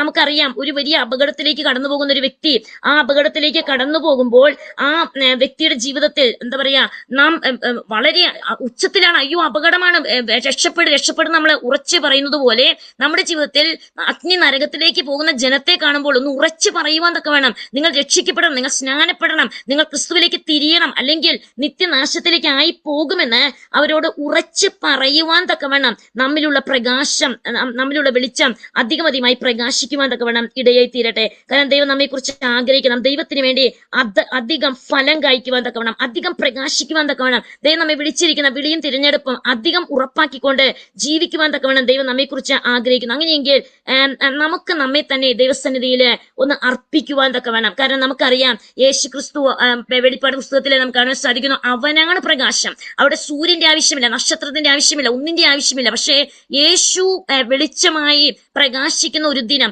ഒന്നും സൂര്യനോ നക്ഷത്രങ്ങളോ ചന്ദ്രങ്ങളോ ഒന്നും ആവശ്യമില്ലാത്ത, പക്ഷെ ഇന്ന് ഈ ഭൂമിക്ക് എന്താ സൂര്യനും ചന്ദ്രനും നക്ഷത്രത്തിന്റെയും ആവശ്യമുണ്ട്. ദാനിയേലിന്റെ പുസ്തകം പറയുന്നു, അനേകരെ നീതിയിലേക്ക് തിരിക്കുന്നവർ നക്ഷത്രങ്ങളെ പോലെ പ്രകാശിക്കും. അങ്ങനെയെങ്കിൽ നമ്മിൽ എത്ര പേർ ഒന്ന് പ്രകാശിക്കുവാൻ തയ്യാറെടുക്കും? എത്ര പേർ തങ്ങളുടെ ജീവിതങ്ങളിൽ ഒന്ന് അർപ്പിക്കും? അനേക അനുഭവങ്ങൾ എന്റെ ജീവിതത്തിലുണ്ട്. ഈ അനുഭവത്തിൽ നിന്ന് ഒന്ന് ഞാൻ പറയാൻ ആഗ്രഹിക്കുന്നു. എന്റെ ജീവിതത്തിന്റെ കഠിന വേദനയുടെ മധ്യത്തിൽ, ക്യാൻസറാൽ ഞാൻ ഭാരപ്പെടുന്ന അവസ്ഥയിൽ, വളരെ അസഹനീയമായ വേദന മധ്യത്തിൽ ഏറ്റവും കുറഞ്ഞത് ഒരു 3 മണിക്കൂറെങ്കിലും അന്യഭാഷയിൽ മുഴങ്കാലിരുന്ന് പ്രാർത്ഥിക്കുന്ന ഒരു അവസ്ഥ എന്റെ ജീവിതത്തിൽ ഉണ്ടായിരുന്നു. ഏറ്റവും കുറഞ്ഞത് എനിക്ക് ഉച്ചത്തിൽ സംസാരിക്കാൻ സാധ്യമല്ലായിരുന്നു. കാരണം എന്റെ എല്ലാ മസിലുകള്, എന്റെ എല്ലാ മുഖവും എല്ലാ ശരീരവും എല്ലാം അസഹനീയമായ വേദനയായിരുന്നു. പക്ഷേ നിശബ്ദതയിൽ ശാന്തമായി അന്യഭാഷ ദൈവത്തെ ആരാധിക്കുവാൻ, ആ പ്രാർത്ഥനകളെല്ലാം വലിയ വിടുതലുകളായി തീരുവാൻ ഇടയായിരുന്നു. പ്രിയ ദൈവജനമേ, നാം ദൈവത്തിന് വേണ്ടി ഉറപ്പും ധൈര്യത്തോടും കൂടെ നിൽക്കുന്നു. ഇന്നും ആ ദൈവം അത്ഭുതങ്ങൾ ചെയ്തുകൊണ്ട്, ഞാൻ കടന്നു പോകുന്ന കുഗ്രാമങ്ങളിൽ യേശു ജീവിക്കുന്ന ദൈവം എന്ന് യേശു അത്ഭുതങ്ങളാലും അടയാളങ്ങളാലും വീര്യപ്രവൃത്തികളാലും വചനത്തെ ഉറപ്പിച്ചു ദൈവം പ്രതിമാണ്. അതുകൊണ്ട് നമുക്ക് ഒരുമിച്ച് ദൈവത്തിന് വേണ്ടി ഓടം, അധ്വാനിപ്പം. നമ്മുടെ കണ്ണുകൾ ഒരു നിമിഷം അടയ്ക്കാം. റിഖാനബ രഗതകല ജനബല രഗതകല അധ്വാനക രഗതകല റീബാനക രഗതകല ജനബല രഗതകല അധ്വാനക രഗതകല റബ സത്തുറാനക രഗതകല. പരിശുദ്ധനായ ദൈവമേ, സ്വർഗീയ പിതാവേ, ഇപ്രകാരം അനുഗ്രഹിക്കപ്പെട്ട ഒരു സമയം ഞങ്ങൾ ക്രിസ്തുവിന്റെ ശരീരത്തിന്റെ ഭാഗമായിരിക്കും. ഞങ്ങൾ ഒരുമിച്ച് ഒരു ശരീരമായി കർത്താവ് ഞങ്ങളുടെ സന്നിധാനത്തിൽ ഒരുമിച്ചായിരിക്കാൻ പരിശുദ്ധൻ സഹായിച്ചല്ലോ. റബ സത്തുറാനക ദൈവിക പദ്ധതിക്ക് വേണ്ടി ഞങ്ങളെ ഒരുക്കുവാൻ തക്ക വേണം. ക്രിസ്തു ഈ ലോകത്തിന്റെ വെളിച്ചമായിരിക്കുന്നത് പോലെ ഞങ്ങളും ഈ ലോകത്തിന്റെ വെളിച്ചമായി കർത്താവെ, ഞങ്ങളിലുള്ള പ്രകാശം അത് മങ്ങിപ്പോകുവാനല്ല, അത് അധികമധികമായി പ്രകാശിച്ച് അനേകർക്ക് പ്രകാശം കൊടുക്കുവാൻ, ഞങ്ങളുടെ അവസാന ശ്വാസം വരെയും ക്രിസ്തുവിന്റെ പ്രകാശമായി നിൽക്കുവാൻ, അനേകരെ ക്രിസ്തുവിലേക്ക് നയിക്കുവാൻ. റബസത്തുറാനക ഓ റിബാനക പാപ വഴികളെ വിട്ടുതിരിഞ്ഞ് ജനം ക്രിസ്തുവിലേക്ക് കടന്നു വരുന്ന വിശുദ്ധിയുടെ വചനങ്ങളെ, വിശ്വസ്തയുടെ വചനങ്ങളെ, സത്യസന്ധയുടെ വചനങ്ങളെ, ഞങ്ങളിലുള്ള പ്രകാശം മറ്റുള്ളവരിലേക്ക് അതിശക്തമായി സൂര്യന്റെ പ്രകാശം പോലെ പ്രകാശിക്കുവാൻ തക്ക വേണം. പിതാവിന്റെ പുത്രന്റെ പരിശുദ്ധ നാമത്തിൽ അനുഗ്രഹിച്ച് പ്രാർത്ഥിക്കുന്നു. റിബാനക രഗതകലതയമേ കർത്താവേ, ഞങ്ങളുടെ വാത്സല്യദാസിമാരെ അനുഗ്രഹിക്കണമേ.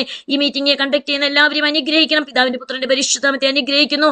നന്ദി പറയുന്നു. അവസരങ്ങൾക്കായി നന്ദി. വചനം കേട്ട് എല്ലാവരും അനുഗ്രഹിക്കണം. നന്ദിയോടെ ദൈവത്തെ സ്തുതിക്കുന്നു. ഈ പ്രാർത്ഥന ഞങ്ങൾക്ക് വേണ്ടി ജീവൻ അർപ്പിച്ച യേശു ക്രിസ്തുവിന്റെ അൻപുള്ള നാമത്തിൽ തന്നെ ആമേൻ, ആമേൻ.